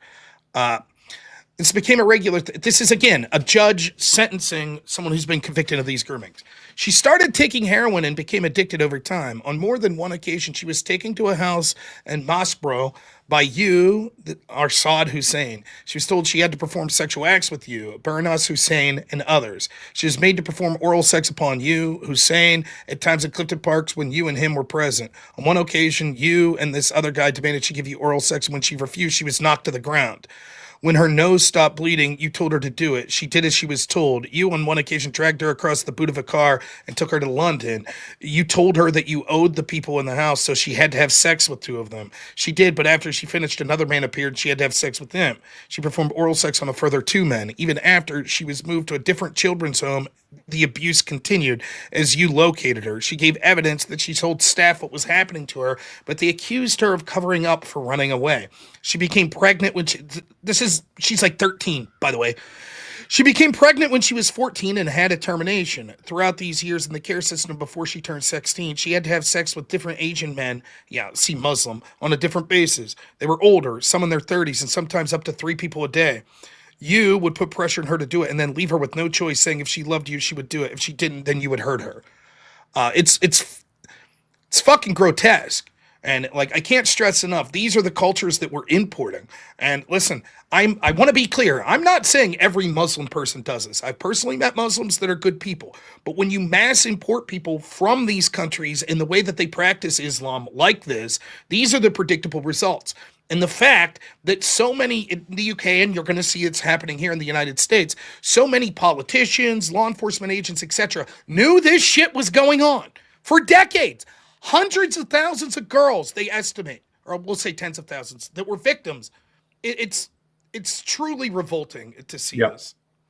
No, yeah, it absolutely is. And if we're not careful, that very thing will be coming to a town near you.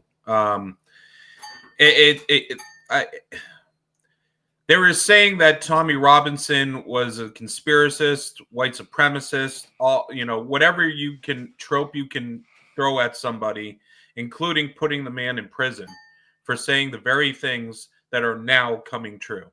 The man is a living legend. I don't care what anyone says. He's a living legend and has literally put his life on the line for his country and the West. He's a hero. He's been attacked by the very people that he's sticking up for so many times and incarcerated, and then attacked by the Muslims in prison. They tried to kill him in prison. And it's, the hardest story I heard, and I don't want to get too dark here, but I mean, my gosh, I still think about this story. There's story after story of like fathers that would be like, oh my gosh, that's my daughter. And they would call the police do nothing. So then the fathers show up and they get told by police, you can't do that. Yep. But you know that your daughter's being groomed in this house. Right. And there was one story, and again, this is anecdotal. I don't know if it's true, but someone in the one documentary that Tommy put out, a father said, after all this, the police threatened him and said, you'll be arrested if you show back up. They called him, the perpetrators of this grooming called him on his phone and then assaulted his daughter while he was on the phone. Yep. And because the whole thing is with these people, they think our blood is halal. They think of us as dhimmis. They think of us as kuffar. What dhimmi means that we're below. Kuffar means basically the same thing. That we're infidels to them, to the layman. And our blood is halal means that our blood is okay to do whatever with, include ending us. So what they're doing to these girls, first off, they don't generally treat women well, period, but especially, one that's not of their faith or of their race, they could give less than a shit about. And that's just the fact of the matter. And yes, are there good people? Absolutely. I'm not going to say they're all like that. But here's the thing. There are people of that religion that are extremists, that are willing to do endings to be, non-Muslims. And then there are people that aren't willing to do it, but are okay with it. And unfortunately, that might not be a majority of them, but it sure is a strong plurality of them, especially where they come from. So it's a dangerous thing that we need to worry about. And if we're not careful, we will be England, UK in the next 15 to 20 years.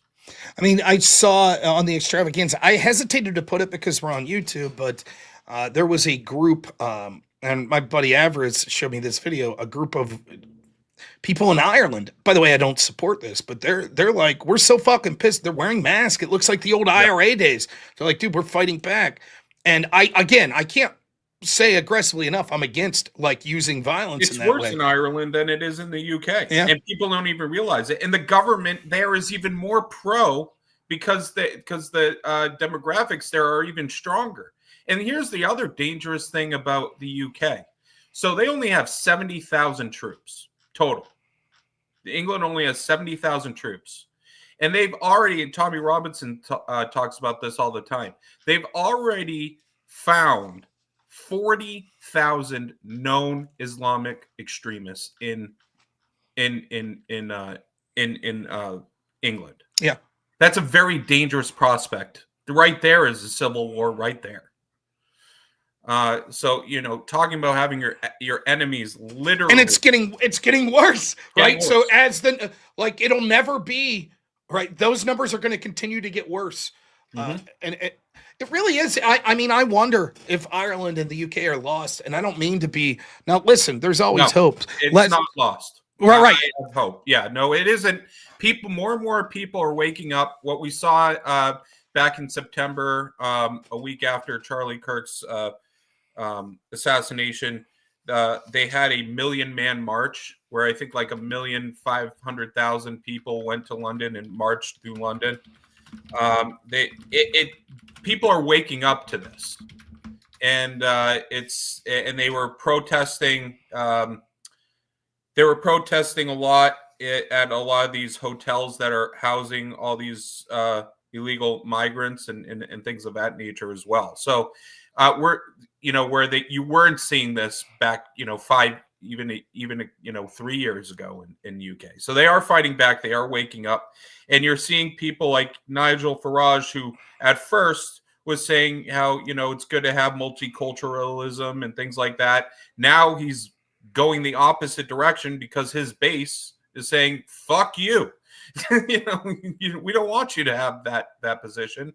And just like Trump, with his base, he sees what his base wants, and he goes in that direction accordingly. So listen, and if you want historical references, obviously very different, but there was a time where Spain was lost, right? Yes. And it was, there's no hope. And what it took was a very small percentage of the people there standing up and fighting back, and they won. Now, it took a lot of time and hard work, and again, things are different now. We're not talking about the need to rise up with swords and shields in that sense, but it shows to you that even when things look bleak, getting black-pilled is absurd, right? There's always room to sort of push in the positive direction, and so I do think that you're right that you see people waking up in the UK, but at some point, like, you have to be honest with this. There comes a point, and this is the thing that I've been thinking about the most, and I'll admit, it's largely because I've had a child, and I think that my complicity today, right, will lead to my son having to fight more difficult battles. And so that's what's happening. We should look at the United Kingdom and say, it's not that it's over there, but the battle that it will take there is worse than the battle that it will take here if we start pushing in the direction we need to go. And so I don't want my son to have to deal with, and his generation to have to deal with what's going on in the United Kingdom. We should stop that flow today. Exactly. Nip the problem in the bud is really what it comes down to. And that kind of goes into a couple things I wanted to talk about. So you mentioned a little bit earlier with Jungle, how, there, when you debate and, it's for the audience, there are people that are against you already, and you already know, no matter what you say, same thing, people are for you. The electorate is exactly the same. And even for, if you live in a blue state like me, it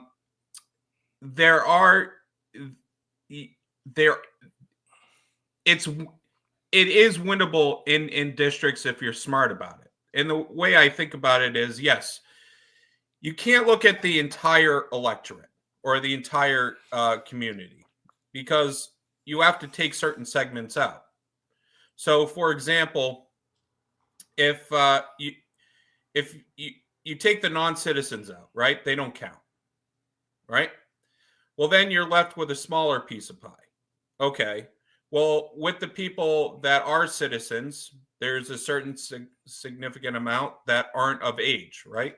Well, they, as of right now, they don't count. So you take them out. although the left is certainly pushing for like 14-year-olds to go vote now. But as of right now, that's not the case. So you take them out. So now you're left with people that are citizens and are of age. Well, in that regard, you have people that aren't registered and don't really care. Well, they don't count. So you take them out. So now you're left with people that are registered citizens. Okay, great. Well, 40% of them are Team R, whether it's Mitt Romney or Donald Trump. It doesn't matter. They're going to vote Republican. Guess what? They don't count. Take them out. Same thing with Team R or Team D. 40% of them are Team D. They don't count. So what are we actually fighting for in these elections? We're really fighting for 50% plus one of 3% of the overall population. That could be a matter of just a few dozen or a couple hundred votes in a district. And that's where wedge issues, if you create it and do confrontational politics, really moves the needle. That's absolutely right. Now, there's you're right.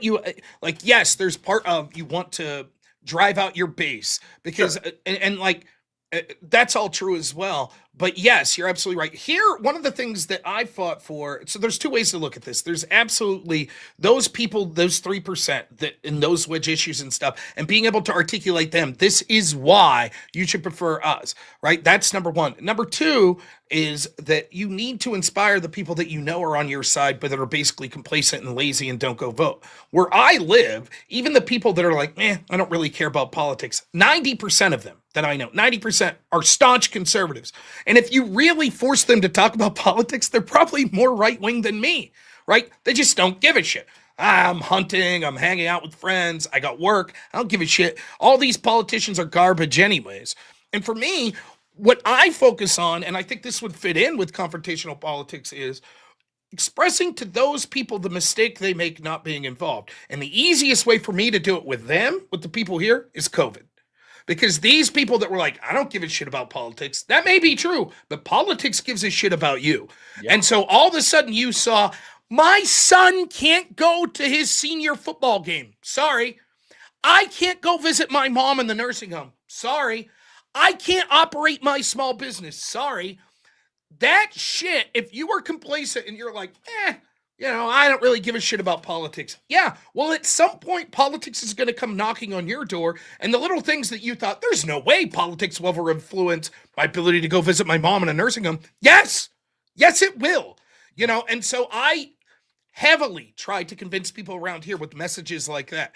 Now, this is somewhat difficult for me because the issues that I like talking about the most, right, like corruption and delving into like these stories like the Hunter Biden laptop and the Russiagate shit, that doesn't resonate as much, right? Yeah. My neighbor's like, what the fuck you talk about, Burisma? What the fuck is that? Like right? But he understands COVID. That he understands. And by the way, this is one of the mistakes of Trump. He understands Epstein. My neighbor gets that. Right? He knows what that's the fuck. Oh, powerful people harming the most innocent of us. He gets that. Yep. And so these are the issues. And that's why, you'll listen to these stupid ass, traditional, Republican strategists that'll say things like this. Oh, it's so stupid to focus on cultural issues like the trans issues. You couldn't be more wrong. You could not be more wrong because the average people, those are the issues that they could see it. It's complicated to understand. Will tariffs work or not? It's complicated to understand, what exactly should the executive orders be on the border? That shit's complicated. It's easy to understand. My daughter is in a locker room with some fucking dude with a beard. Yeah. That they understand, Yeah, no, absolutely. And here's the thing: tariffs fit in the cultural zeitgeist as well. I think Trump was very smart in the campaign trail talking about tariffs because what he was outlining is very simple to understand. Other countries have tariffs on us. We don't have tariffs on them, and it's not fair. Yep. Plain and simple. We need to have tariffs. We have a bigger economy. They need to deal with us. And if we're going to negotiate a fair deal, we're going to put pressure on them. And people understood that. And people like that idea. And the same thing with cultural issues as well. And that you're absolutely right that you do have to hit, keep your base. Not saying, but as long as you're not totally going out of bounds, you're going to get your base. And the thing with, the consulting class on the conservative side of things, like I said the other day, I'll tell you this. I'll tell you this story about me.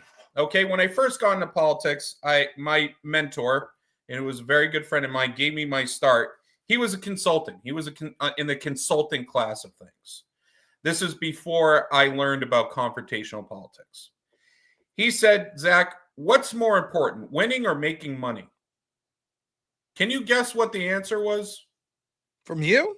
You said, well, no, from him.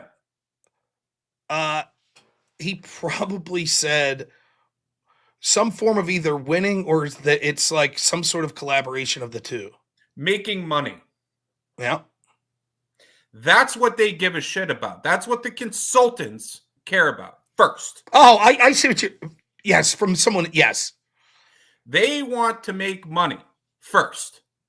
Then winning comes second. They don't give a shit. That's why they will work with, a Mitt Romney, but then also work with, someone who's like Mike Lee. They don't care what the ideology is, as long as the guy is willing to raise money and spend that money the way they want it directed, as, doing direct mail campaigns, which are very useful and, is the most useful thing on a campaign, especially at the state level.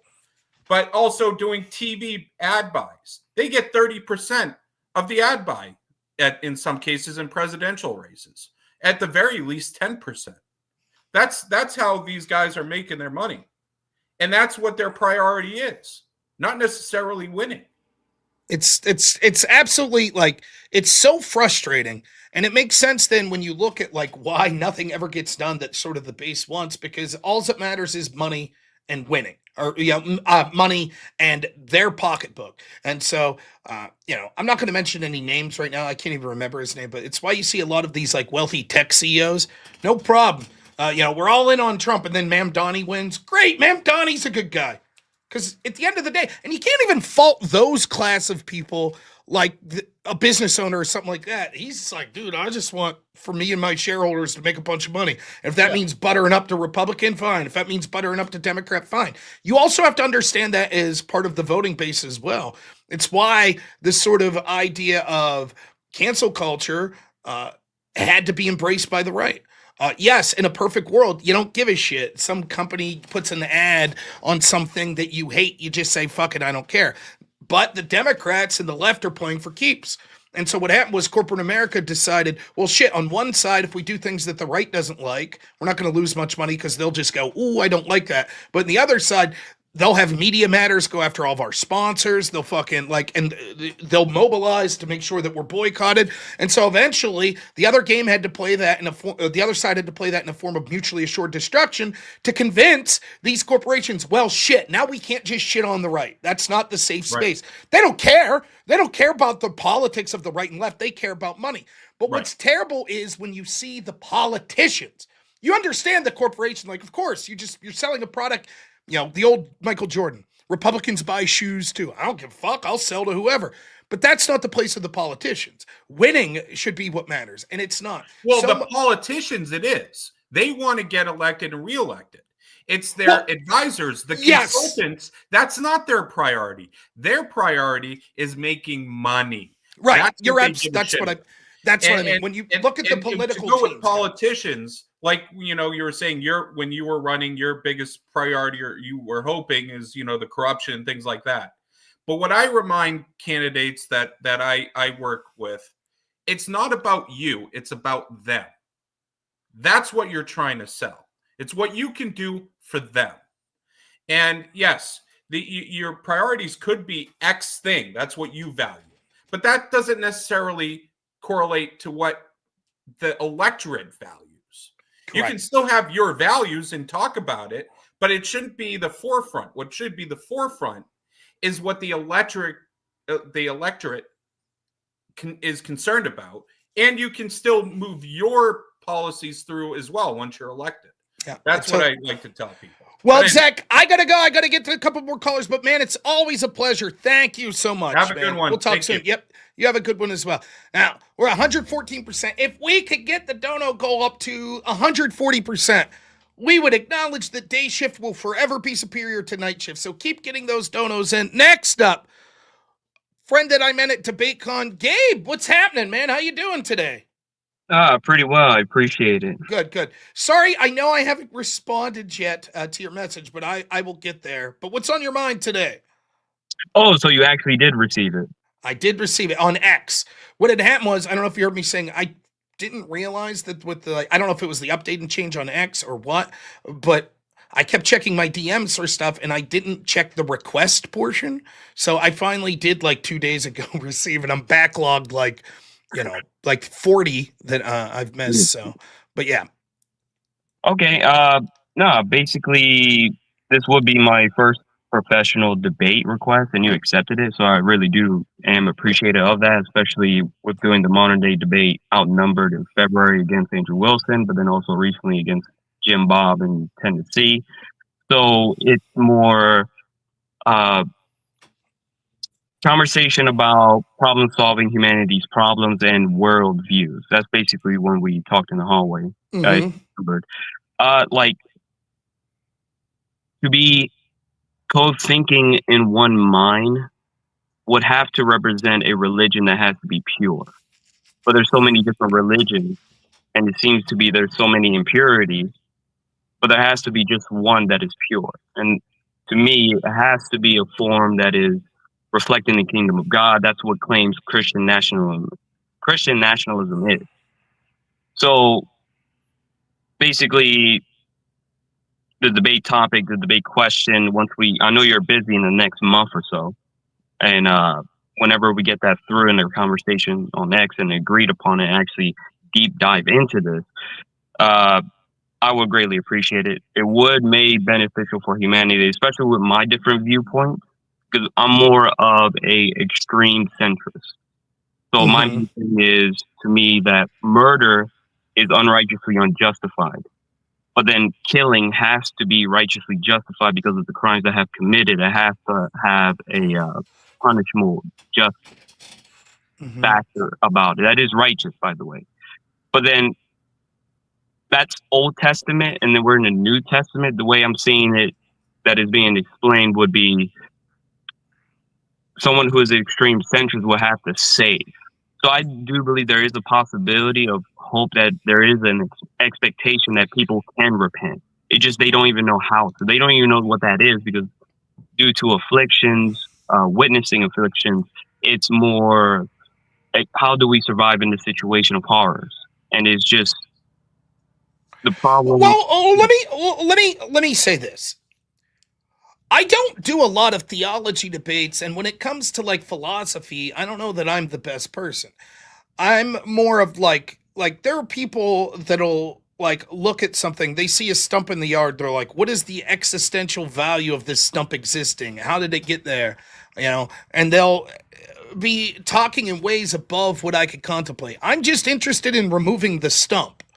Right, and so, as far as like the one true path of Christianity or something like that, I'm not very much like someone who's interested in debating theology at this point in my life, because I feel that my journey of Christ is only beginning, and I don't feel knowledgeable enough to be able to speak on those things.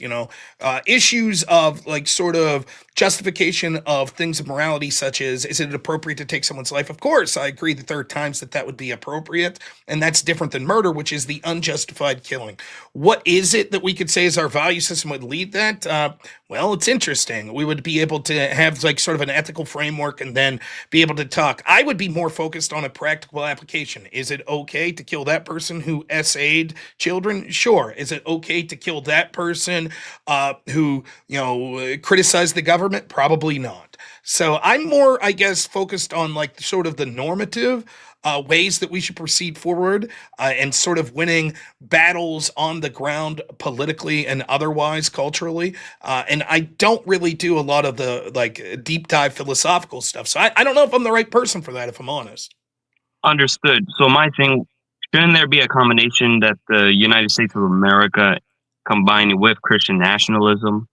There has to be some level of fundamental foundation that is based upon a doctrinal substance. Yes, I think that I do agree that I would prefer to see that the political and cultural power in this country be given to people or be promoted by people that share my religious values. Denominationally, I'm not really interested in saying, well, I think that this specific, I'm going to a Catholic church right now. I think that this needs to be the exact doctrine and religion that our politics stems forward. Nor am I suggesting that it should be some sort of official state church. But absolutely, the people should be proud to share that their values come from a Christian framework and promote culture and sort of politics that come from that. Now, you could disagree what those plans and policies and values would be necessarily pushed forth based on nuance within that framework. And certainly people that aren't Christian would be welcome to exist within this framework, wouldn't be criminalized, kicked out, etc. But yeah, in general, and you could watch, I did a debate with a guy named Godless Engineer. It's up on my channel, so you could watch sort of my feelings on it. I do have to let you go. I have a hard out here in about 5 minutes, and I have another caller. But Gabriel, thanks so much for calling in, man. I appreciate it. Thank you. Take it easy, man. All right. Oh, we're still at 114% of our goal. Come on. We got to get the donos in. All right. We got like 5 minutes. The great Miggy. Great palate cleanser to end on tonight. What's up, Miggy? I don't know if you can hear me. I got a mic this time with the headphones and so. Oh, you sound great. It's amazing. Finally. Yeah, it was a little hard to find because, they took off the earphone jacks for newer phones, so you have to get the one that's supposed to be for C-type Yes. now. Yeah. So I guess I saw this new thing from Visual Capitalist, how purchasing power of the dollar has decreased over time. By 1913, the purchasing power of the dollar was 1,000 times stronger than it was today. Back that dollar would have gotten you 13 Hershey bars if it was the same power it is today. So yeah, it has declined precipitously dramatically since then, and it's still declining even more so today. Yep. But that's basically a stat to give you guys today. But going into what Brian Shapiro was trying to argue, I think his viewpoint about like consensus, looking at the majority is very flawed, because what happens if the consensus says, "Well, we're going to vote away democracy"? What are you doing? What are you going to do about it? I don't know. We have guardrails where they can vote those out too. Right. Yep. So what happens? Like, the consensus does not always mean it's a good thing either. I mean, look what happened during the COVID era. We had this huge consensus from all these institutions believe that was one way, despite the right thing was the other way, and has led to disasters down the line, and they never was accountable for it, and we all paid the price for it. So two things to say that you're absolutely right. Historically, we could see that the founding fathers and great thinkers understood the tyranny of democracy, and you could spend days upon days talking about policies that were implemented that we would say are abjectly immoral or abjectly stupid that the majority of people at the time wanted, right? And the easiest one from the perspective of the left is like, well, slavery at one point was accepted by the majority of people in the United States. Therefore, can we say that it was a good policy or ethical? Of course, they would say no. But the other thing just is, look at the Muslim countries, for example.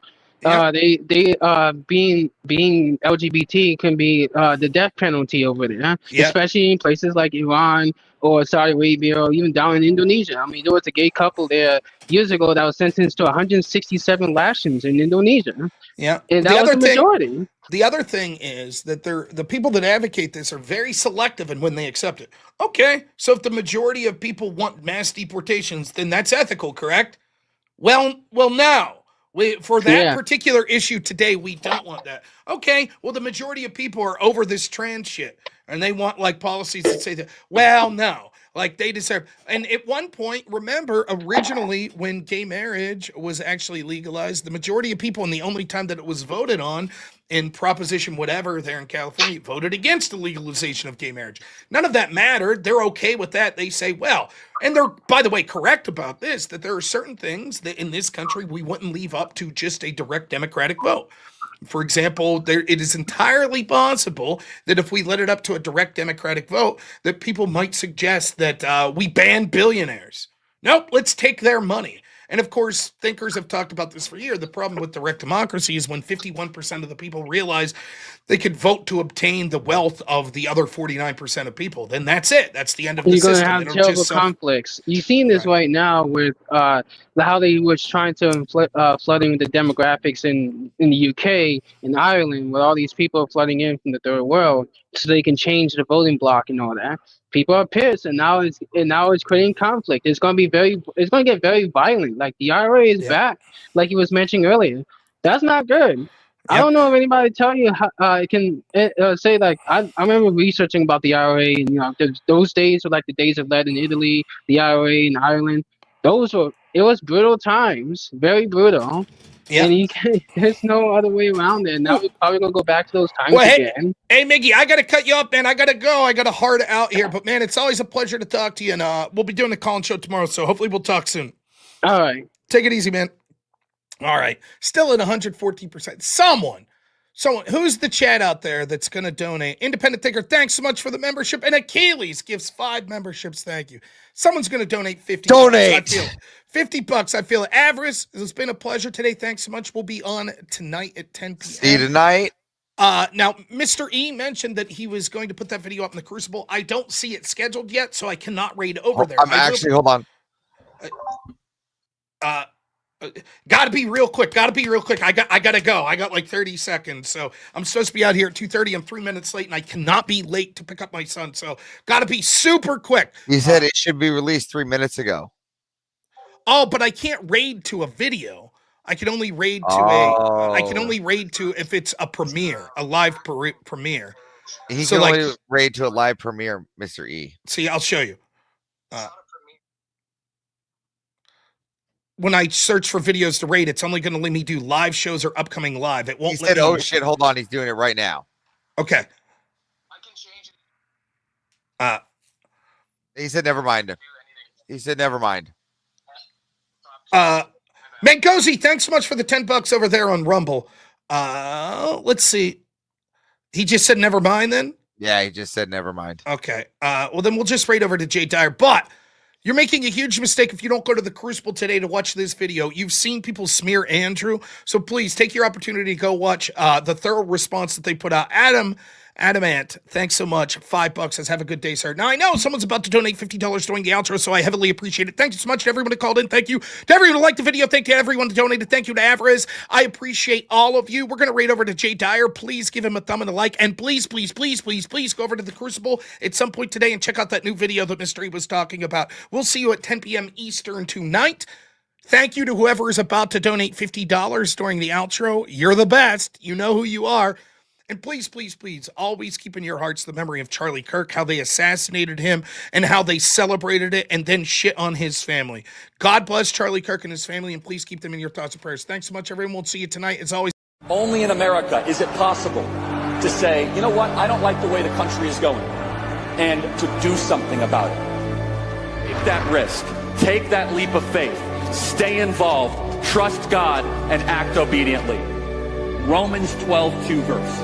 That God will use all things for good for those who love him. It's bigger than you.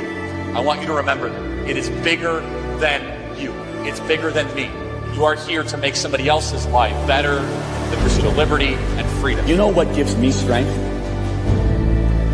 The hundreds of thousands of you that say, Charlie, keep going. 1 Corinthians 5 and 15. So that's all pretty amazing evidence, not just intra-biblical evidence, but extra-biblical evidence that Jesus Christ was a real person. He lived a perfect life. He was crucified, died, and rose on the third day, and he is Lord and God of all.